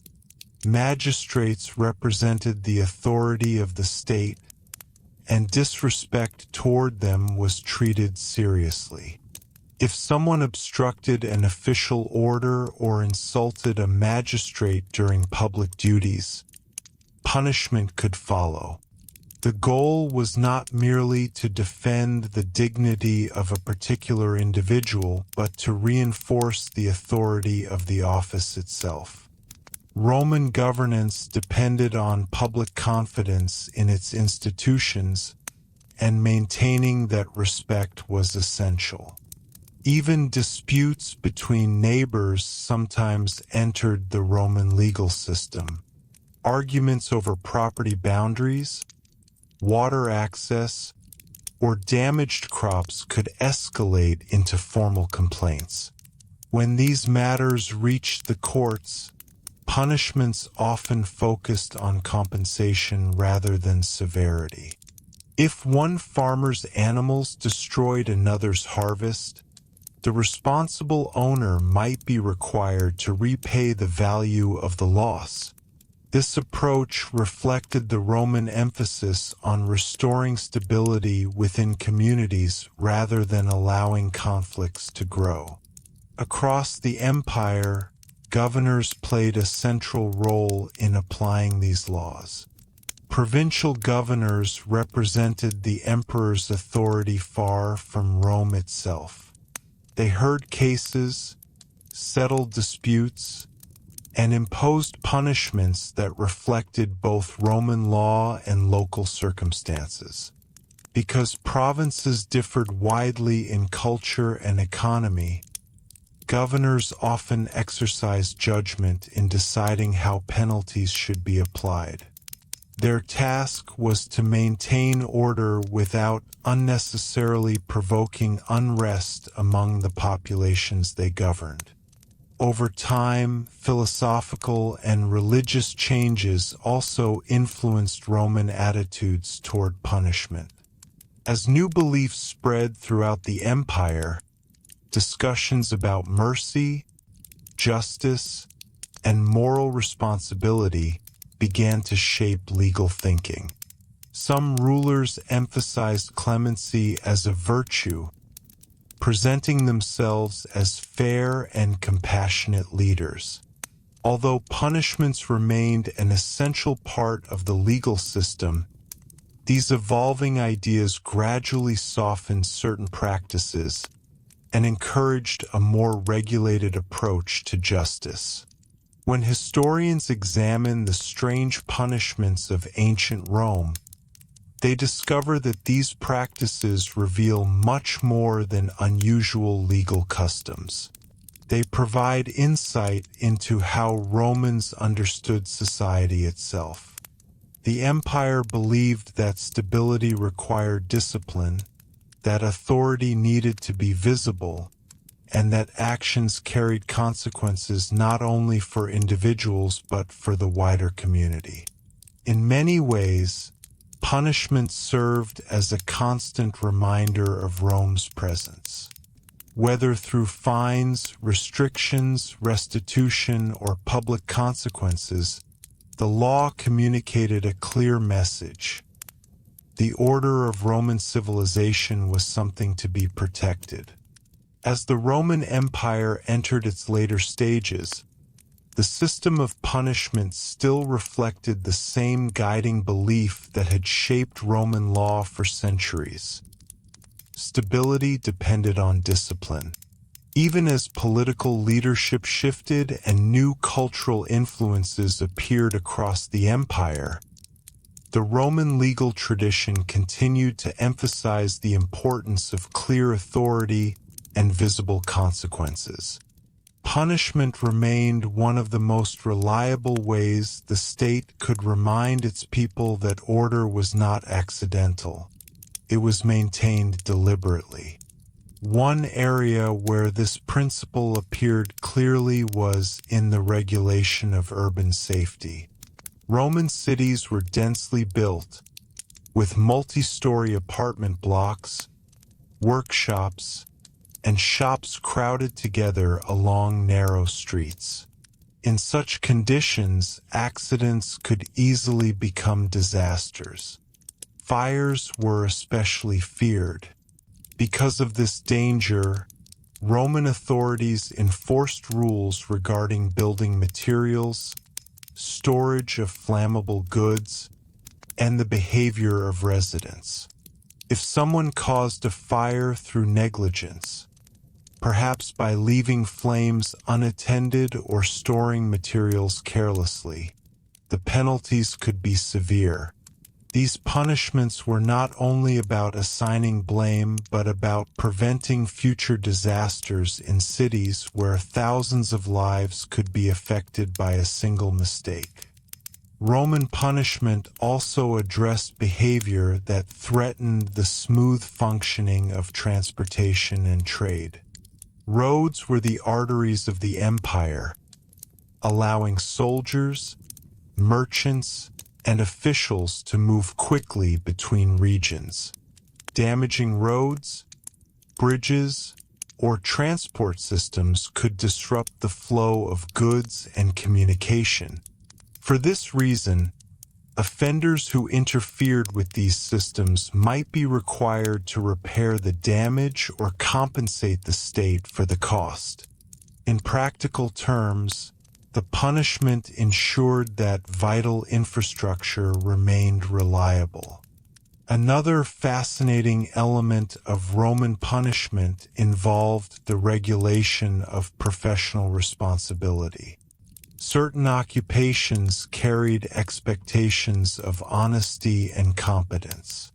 Builders, merchants, physicians, and ship captains all played roles that affected the safety and well-being of others. When individuals in these professions acted irresponsibly or dishonestly, the law sometimes responded by restricting their ability to continue working in that field. Losing the right to practice a profession could be devastating, particularly in a society where reputation and trust were essential to earning a living. Roman punishments also reflected the empire's concern with maintaining social harmony. Public insults, slander, or deliberate humiliation could sometimes lead to legal consequences if they damaged another person's reputation or provoked conflict. Roman society valued dignity, and protecting one's honor was considered important. Courts might impose financial penalties or require formal settlements to resolve such disputes. In doing so, the legal system helped prevent personal conflicts from escalating into broader disturbances. Even the behavior of local officials themselves was subject to scrutiny. Governors and administrators represented the authority of Rome in distant provinces, and their actions had the potential to affect entire communities. If an official abused power, accepted bribes, or treated local populations unfairly, complaints could eventually reach higher authorities. In proven cases, punishments might include heavy financial penalties or removal from office. These measures reminded officials that their authority existed to serve the state, not personal ambition. Across the empire, the Roman approach to punishment combined practicality with symbolism. Some penalties repaired the damage caused by crime, such as restitution for stolen property. Others reinforced authority through public visibility. Still others affected reputation or status, which in Roman society could be just as significant as physical hardship. Together, these methods formed a system that addressed both individual wrongdoing and the broader needs of society. Over time, philosophical and religious developments continued to influence the tone of Roman justice. As new ideas spread throughout the empire, discussions about fairness and compassion became more prominent. Some emperors emphasized clemency in their rulings, presenting themselves as rulers who balanced firmness with mercy. While punishment remained an essential part of maintaining order, these evolving attitudes introduced new perspectives on how justice should be carried out. Looking back from the present, the strange punishments of ancient Rome reveal a civilization deeply committed to maintaining structure within a complex and ever-changing world. Roman leaders understood that an empire of such size required consistent expectations about behavior. Punishments, whether financial, social, or physical, served as reminders that the stability of Roman life depended on respect for law and authority. In the end, these punishments tell us as much about Roman values as they do about crime. They highlight a society that prized discipline, hierarchy, and responsibility. Behind the famous achievements of Roman engineering, architecture, and governance stood a legal culture determined to preserve order. As the Roman Empire moved through its final centuries, the philosophy behind punishment continued to reflect a deep concern for preserving social order in an increasingly complex world. Rome was no longer just a powerful city dominating its neighbors. It had become a sprawling system of provinces, cultures, and peoples connected by law, administration, and infrastructure. Maintaining unity across this enormous territory required more than military strength. It required a legal culture that consistently reinforced expectations about behavior and responsibility. One way this appeared was through the Roman emphasis on accountability. When individuals violated laws that affected the broader community, punishments often targeted the consequences of their actions rather than simply the person themselves.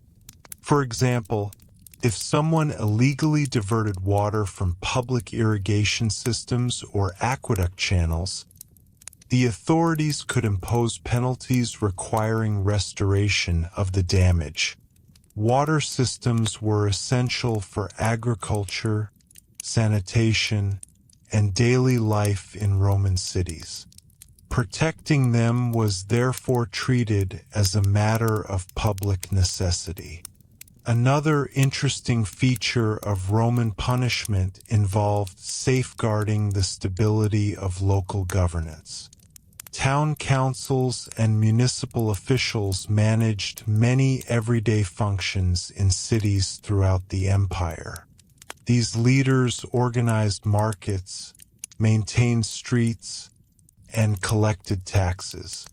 When officials neglected their duties or misused funds, the law sometimes required them to repay losses personally. This form of punishment ensured that positions of responsibility could not easily be used for personal gain. It reinforced the expectation that authority came with obligations to the community. Roman punishments also addressed situations where negligence caused harm. In a society that depended heavily on agriculture, disputes over land and livestock were common. If a farmer's animals wandered into another person's fields and destroyed crops, legal penalties could require compensation for the loss. The goal was not simply to punish carelessness, but to restore fairness between neighbors. By resolving these disputes through law, Roman authorities helped prevent small conflicts from growing into larger feuds. In the busy urban centers of the empire, another concern involved the safe construction and maintenance of buildings.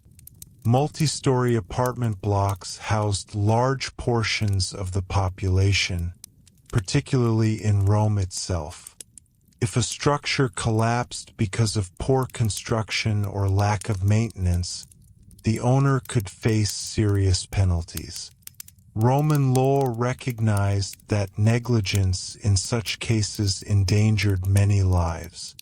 Punishment therefore emphasized the responsibility property owners held toward the safety of others. Roman justice also reflected a careful balance between discipline and stability. Authorities understood that punishment had to be strong enough to discourage wrongdoing, yet not so severe that it created unnecessary unrest. Governors in the provinces often used their judgment to adapt penalties according to local circumstances. This flexibility allowed the empire to maintain order across regions that differed widely in language, traditions, and economic conditions. Over time, intellectual and cultural influences continued to shape Roman thinking about justice. Philosophers discussed the role of fairness, intention, and moral responsibility in legal decisions. At the same time, religious developments encouraged conversations about mercy and forgiveness.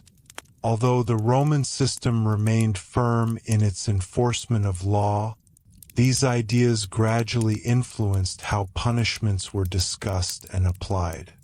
When historians look back at the strange punishments of ancient Rome, they often see more than simply harsh or unusual penalties. They see a legal system designed to reinforce the stability of a vast and diverse empire. Every punishment carried a message about how society was expected to function. Actions that threatened infrastructure, commerce, governance, or public safety were met with consequences that reminded people of their responsibilities. In this way, punishment became part of the broader framework that allowed Roman civilization to endure for centuries. Roads connected distant provinces, markets supplied growing cities, and legal institutions resolved disputes across thousands of miles. Behind all of these achievements stood a commitment to maintaining order through law. The strange punishments of Rome therefore reveal something fundamental about the empire's worldview. The Romans believed that civilization depended on discipline. Rules had to exist, and those rules had to be enforced visibly and consistently. Without that structure, the complex machinery of Roman life, from agriculture to trade to governance, could not continue. And so, through its system of justice, Rome attempted to preserve not only peace but the very structure of the society it had built. Punishment was never simply about responding to crime. It was about protecting the balance that held one of history's greatest civilizations together. As the Roman Empire gradually transformed during its later centuries, the nature of punishment continued to reveal the priorities of Roman governance. Even as new religious beliefs spread and political structures evolved, the empire still depended on a consistent legal framework. Punishment remained one of the most visible ways the Roman state demonstrated that its authority reached into every corner of society. From distant provinces to the crowded streets of Rome itself, the law reminded people that order was something actively maintained. One area where punishment remained particularly important was the protection of the empire's financial system. Taxes supported the army, public buildings, grain supplies, and the administration that governed millions of people. Because these revenues were essential, Roman authorities treated tax fraud and corruption seriously. Officials who misused funds or citizens who attempted to evade their obligations could face significant penalties. These punishments were intended not only to recover losses but also to reinforce the idea that the stability of the empire depended on shared responsibility. Another interesting element of Roman punishment during this period involved the regulation of public behavior. Roman cities were filled with gatherings, religious festivals, markets, theatrical performances, and political announcements. These events brought large crowds together and created moments of excitement and tension. Authorities remained alert to any behavior that might disrupt public peace. When individuals caused disturbances, punishments could include fines or temporary restrictions meant to restore order quickly. Roman law also continued to emphasize the protection of shared resources. Infrastructure such as roads, aqueducts, and bridges formed the backbone of imperial life. These structures allowed goods, information, and people to travel across vast distances. Damage to such systems was treated seriously because it affected the functioning of entire regions. Individuals responsible for harming public works could be required to repair the damage or compensate the state.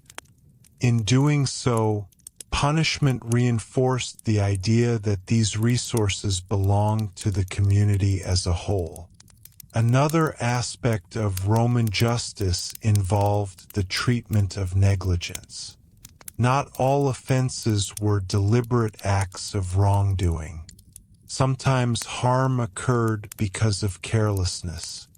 Roman legal thinking often distinguished between intentional crime and negligence, yet both could carry consequences. If someone's carelessness caused injury or destruction, the law might require them to compensate those affected. This approach reflected the Roman belief that individuals were responsible for the effects of their actions within society. Roman punishment also continued to protect the authority of institutions. Magistrates, governors, and other officials represented the power of the state. Interfering with their duties or refusing lawful instructions could result in penalties. The purpose of these punishments was not simply to defend the individual official, but to uphold the authority of the system itself. Roman governance depended on the respect citizens and subjects showed toward these roles. In the provinces, the application of punishment often required careful judgment. Governors had to maintain stability among populations that differed widely in language, customs, and traditions. Strict enforcement of Roman law was necessary, but it also needed to be balanced with local realities. As a result, punishments sometimes reflected a combination of Roman legal principles and regional practices. This flexibility allowed the empire to maintain order while accommodating cultural diversity. Over time, intellectual and religious developments continued to influence Roman attitudes toward justice. Philosophical traditions encouraged debates about fairness and responsibility, while the growing influence of Christianity introduced new ideas about mercy and compassion. Some emperors responded by adjusting legal practices or emphasizing moderation in certain punishments. Although discipline remained essential, these cultural shifts gradually changed the tone of legal discussions. When historians look back at the strange punishments of ancient Rome, they often see a reflection of the empire's broader concerns. These punishments were not random acts of cruelty but part of a system designed to protect the stability of a vast civilization. Each penalty communicated a lesson about responsibility, order, and the expectations placed upon individuals living under Roman rule. Through fines, restitution, restrictions, and other consequences, the Roman state reinforced the boundaries that held its society together. The goal was not simply to punish wrongdoing, but to preserve the structure that allowed Roman life to function, from agriculture and trade to governance and public safety. And in understanding these punishments, we gain a deeper appreciation for how the Romans viewed their world. To them, civilization depended on discipline and respect for law. The strange punishments that sometimes emerged from that system reveal a society determined to defend its order, even across centuries and continents. As the Roman Empire continued to adapt to changing times, the system of punishment remained one of the clearest reflections of how the Romans understood authority and responsibility. Even as political leadership shifted and new cultural influences appeared across the empire, the Roman commitment to law did not disappear. Instead, the legal tradition evolved while still maintaining its central purpose, preserving order in a vast and diverse society. In many regions of the empire, Roman punishment focused heavily on protecting the everyday systems that allowed communities to function. Markets, for example, remained essential centers of urban life. Farmers, traders, craftsmen, and merchants all depended on the trust of buyers and partners. Roman authorities therefore continued to monitor commercial honesty closely. If a merchant deliberately misrepresented goods or manipulated measurements, legal penalties could follow. These punishments often included fines or restrictions that prevented the offender from conducting further business. Such measures helped maintain confidence in the marketplace, which was vital for the economic health of Roman cities. Roman punishments also addressed behavior that threatened public safety. In densely populated areas, careless actions could easily endanger many people. Building maintenance was a particular concern. Property owners were expected to keep structures in safe condition so that falling debris or collapsing walls would not harm those passing through the streets. If negligence caused injury or destruction, Roman law could require the responsible individual to compensate the victims or repair the damage. Through these penalties, the legal system reinforced the idea that personal property came with obligations to the wider community. Another interesting dimension of Roman punishment involved the management of public gatherings. Festivals, games, and civic celebrations were common throughout the empire. These events brought large crowds together, creating both excitement and potential tension. Roman officials often supervised such gatherings carefully. If individuals disrupted events or provoked conflict, penalties could be imposed to restore calm. Maintaining peace during these gatherings was important not only for safety but also for preserving the dignity of civic traditions. The Roman legal system also remained attentive to disputes between individuals. Conflicts over land, business agreements, or family property could quickly escalate if left unresolved. Courts often handled these matters by requiring compensation or adjustments to property rights. Rather than focusing solely on punishment, the aim was often to restore balance between the parties involved.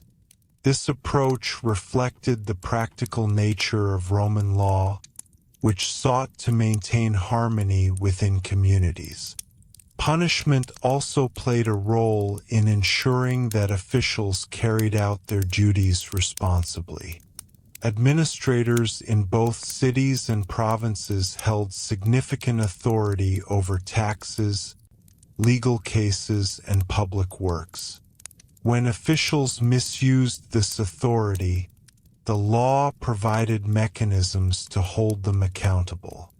Penalties might include financial repayment or removal from office. By enforcing these rules, the Roman state reinforced the principle that power was accompanied by responsibility. Throughout these centuries, philosophical and religious developments gradually influenced Roman attitudes toward justice. Intellectual traditions encouraged debates about fairness and moral responsibility, while the spread of Christianity introduced new ideas about mercy and compassion. Some emperors incorporated these ideas into legislation, emphasizing moderation in certain punishments. Although the legal system continued to enforce discipline, these evolving perspectives shaped how justice was discussed and applied. Looking back across the long history of Rome, the strange punishments associated with its legal system reveal more than unusual historical practices. They demonstrate how deeply the Romans believed that civilization required structure. Roads, aqueducts, markets, and cities all depended on predictable rules of behavior. When those rules were broken, punishment served as the mechanism that restored balance. In this sense, Roman punishment was not simply about responding to crime. It was about preserving the foundations of a complex society. Every fine, restriction, or act of restitution reminded people that their actions affected the broader community. The law existed to protect the stability that allowed Roman life to flourish. And through these practices, the Roman Empire maintained a sense of order that endured for centuries. Even as the world around it changed, the belief that discipline supported civilization remained at the heart of Roman justice. As Roman civilization continued to evolve, the structure of punishment remained closely connected to the empire's broader vision of social order. The Romans believed that a functioning society required clear expectations for behavior and equally clear consequences when those expectations were ignored. Punishment therefore operated as a visible reminder that the rules of Roman life applied to everyone living under the authority of the empire. One place where this idea appeared clearly was in the management of public works. Roman cities depended heavily on infrastructure such as aqueducts, drainage systems, paved roads, and public baths. These structures were not only symbols of Roman engineering but also essential elements of daily life. When individuals damaged or interfered with these systems, the consequences could affect entire communities. For this reason, Roman authorities often required offenders to repair the damage or compensate the state. In some cases, fines or additional penalties followed, reinforcing the idea that public resources had to be protected carefully. Another interesting dimension of Roman punishment involved the maintenance of fair economic practices. Markets were central to urban life throughout the empire. Goods from distant provinces, grain from Egypt, olive oil from Hispania, wine from Gaul, moved through Roman trading networks to reach city populations. Trust between buyers and sellers was therefore essential. If merchants attempted to deceive customers by altering measurements or selling defective goods, the legal system could impose penalties designed to restore fairness. These punishments helped maintain confidence in trade, which was vital to the stability of Roman cities. Roman law also addressed behavior that threatened public harmony. In crowded environments where thousands of people lived and worked in close proximity, disputes could quickly grow into disturbances. Roman officials therefore paid careful attention to maintaining calm in public spaces. Individuals who caused fights, provoked unrest, or disrupted civic gatherings might face fines or other penalties meant to discourage further trouble. By acting quickly in these situations, authorities attempted to prevent small conflicts from spreading into larger unrest. Another aspect of Roman punishment focused on protecting the reliability of official administration. Roman governance depended on a network of magistrates, clerks, and local officials responsible for collecting taxes, recording legal decisions, and overseeing civic projects. If these individuals abused their authority or mishandled public funds, the consequences could undermine trust in the system itself. Roman law, therefore, included penalties for corruption or negligence among officials. These measures reminded administrators that the power granted to them came with clear responsibilities. Punishments also played a role in resolving disputes between individuals. Conflicts over property, inheritance, or commercial agreements were common in Roman society. Courts often responded by requiring compensation for damages or enforcing agreements that had been violated. The goal in many of these cases was not simply to punish wrongdoing, but to restore balance between the parties involved. Roman justice frequently emphasized the repair of relationships and obligations within the community. Throughout the empire, governors and magistrates had to apply these laws in regions with different customs and traditions. Provinces varied widely in culture, language, and economic conditions. Because of this diversity, Roman officials often exercised judgment when determining appropriate punishments.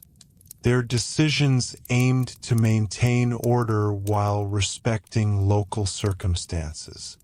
This flexibility helped the empire govern territories that stretched across continents. Over time, broader cultural developments also influenced Roman ideas about justice. Philosophers and legal scholars debated the meaning of fairness and responsibility. Meanwhile, religious changes, especially the spread of Christianity, introduced new discussions about mercy and moral duty. These ideas gradually shaped the tone of legal reforms, encouraging some rulers to emphasize moderation in punishment while still maintaining discipline. Looking back today, the strange punishments associated with ancient Rome reveal how deeply the empire valued stability. Every law and consequence served the larger goal of preserving a structured society.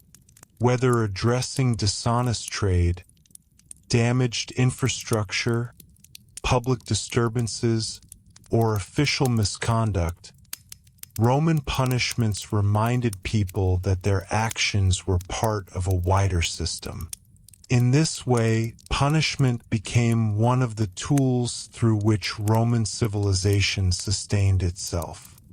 Behind the famous achievements of Roman architecture, engineering, and governance stood a legal culture that constantly reinforced the importance of order.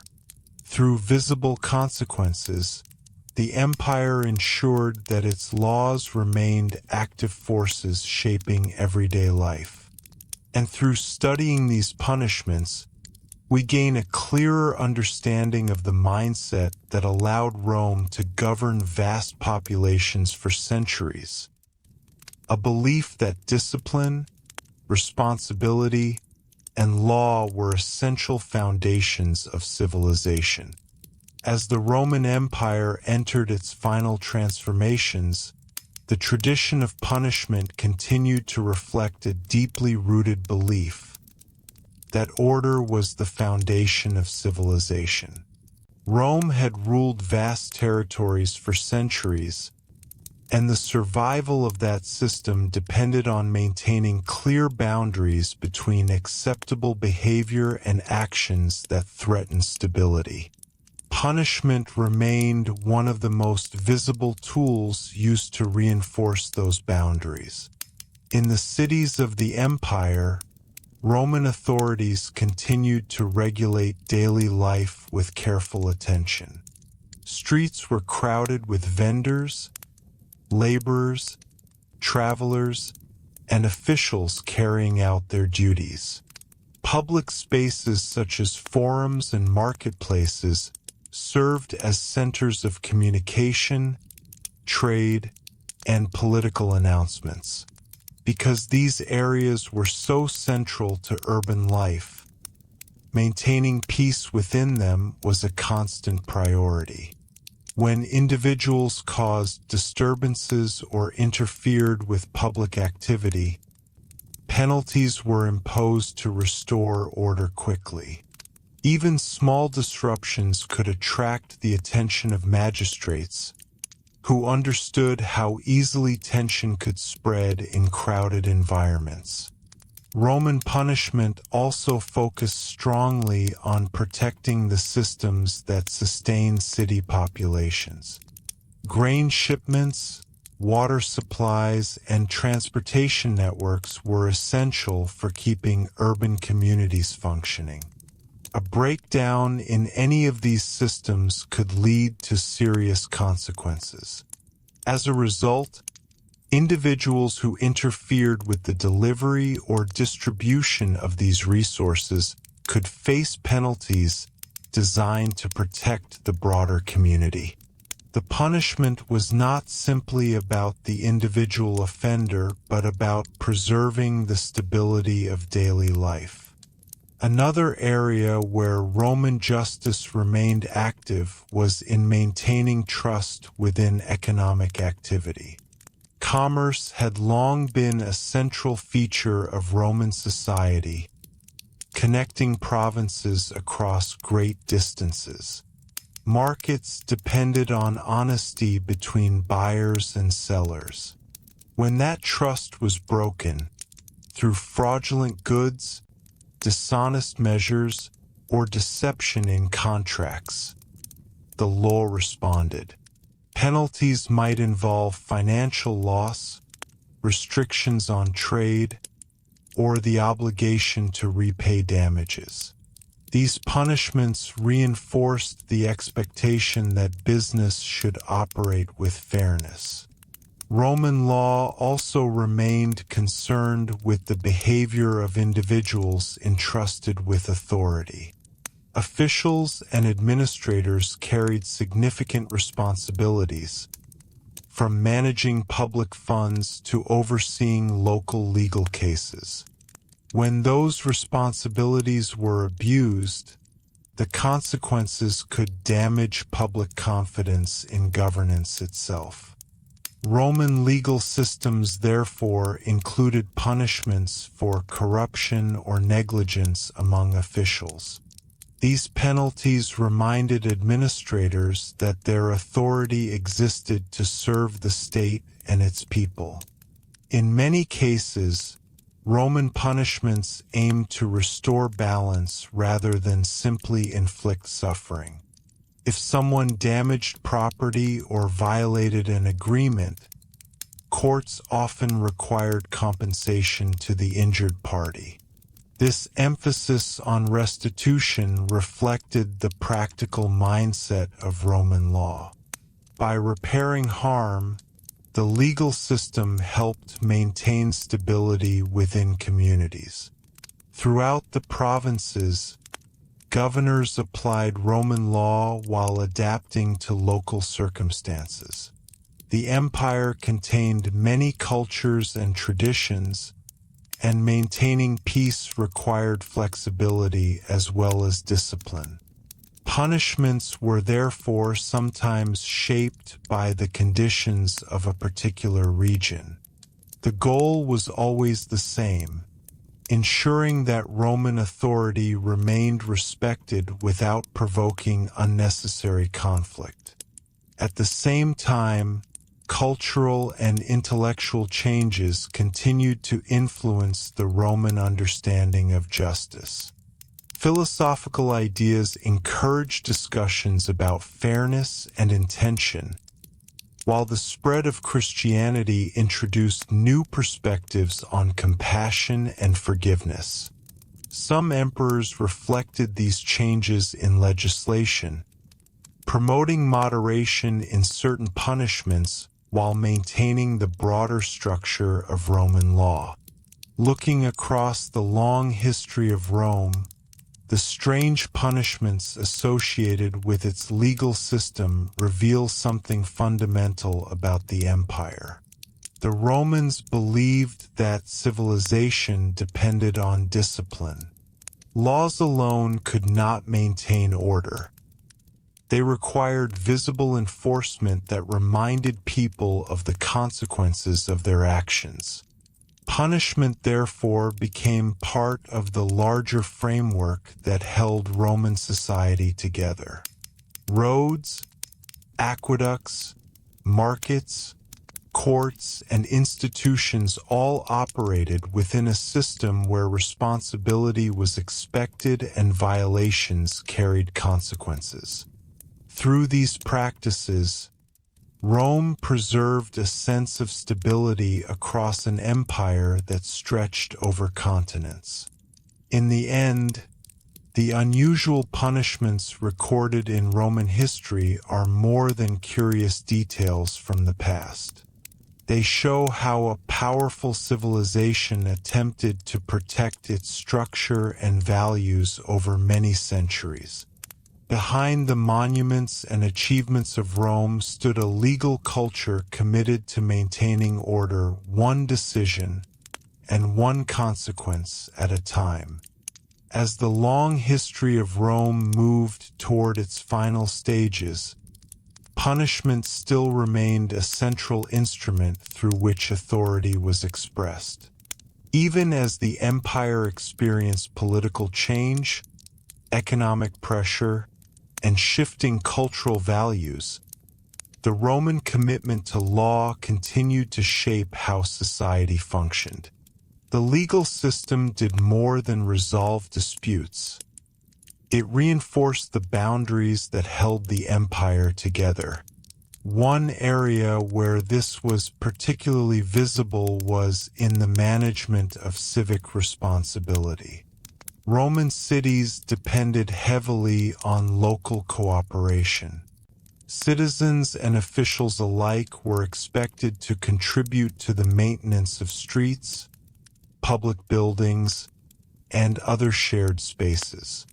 When individuals neglected these duties or deliberately damaged public property, the law responded with penalties that emphasized accountability. The offender might be required to repair the damage or compensate the community for the loss. In this way, punishment reinforced the idea that civic life depended on collective responsibility. Roman punishments also continued to protect the stability of trade networks that connected the empire's regions. Goods moved constantly across land and sea, carried by merchants who relied on fair transactions and dependable agreements. Roman law therefore treated commercial dishonesty as a threat not only to individuals but to the broader economy. Those found guilty of fraudulent practices could face fines or restrictions on their ability to conduct business. Such penalties reminded traders that trust was an essential part of Roman commerce. Public order remained another major concern for Roman authorities. Cities were places of intense activity, where political debates, religious ceremonies, and market exchanges often occurred in crowded public spaces. Officials monitored these environments carefully. If arguments turned into fights or disturbances disrupted daily life, penalties could be imposed to restore calm. Maintaining peace within these spaces was essential for the smooth functioning of urban society. Another interesting dimension of Roman punishment involved the protection of official authority. Magistrates, judges, and administrators represented the power of the state in everyday life. Disrespect or obstruction directed toward these officials was treated as a serious matter because it threatened the credibility of Roman governance itself. Penalties in such cases served to reinforce the dignity of public office and remind citizens that the legal system deserved respect. Roman law also addressed situations where negligence caused harm. In agricultural communities, for example, disputes over livestock, water usage, or damaged crops were common. When one person's actions resulted in loss for another, courts often required compensation to restore fairness. This emphasis on restitution reflects the practical nature of Roman justice. Rather than focusing solely on punishment, the system frequently aimed to repair the damage that had been done. Across the empire's provinces, governors played a crucial role in applying these laws. They acted as representatives of Roman authority far from the capital. Their responsibilities included resolving disputes, enforcing regulations, and ensuring that communities remained stable. Because provincial populations varied greatly in culture and tradition, governors often balanced strict legal enforcement with sensitivity to local circumstances. This flexibility allowed Roman law to function effectively across diverse regions. During the later centuries of the empire, intellectual and religious developments also influenced discussions about punishment. Philosophers debated questions of justice and fairness, while the growing influence of Christianity introduced new perspectives on mercy and moral responsibility. These ideas did not eliminate Roman punishment, but they gradually shaped the tone of legal reforms and encouraged greater reflection on the purpose of justice.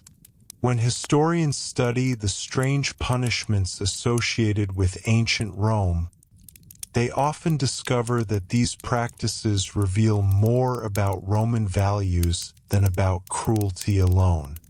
Each punishment carried a message about responsibility, authority, and the expectations placed upon individuals living within Roman society. The goal was always to protect the structure that allowed Roman civilization to function. Through fines, restitution, restrictions, and public consequences, the Roman legal system maintained a constant presence in everyday life. People understood that their actions affected the wider community and that violations of law would bring visible consequences. In the end, the unusual punishments recorded in Roman history illustrate how determined the Romans were to defend the order they had built. The empire's roads, markets, cities, and institutions all depended on a shared understanding that rules mattered. Punishment served as the mechanism that reinforced that understanding, reminding each generation that the stability of Roman civilization rested on discipline and respect for law. As we step back from these strange punishments of ancient Rome, a clearer picture of Roman society begins to appear. The punishments themselves were often unusual, sometimes symbolic, and occasionally severe. But they were never random. Each one carried a message about discipline, hierarchy, and the expectations placed on people living under Roman rule. Rome governed an enormous empire filled with different cultures and traditions. To keep that system functioning, the law had to be visible and memorable. Punishments reminded citizens, soldiers, slaves, merchants, and officials alike that order was the foundation of Roman life. Behind the great roads, aqueducts, and cities stood a legal culture determined to protect stability.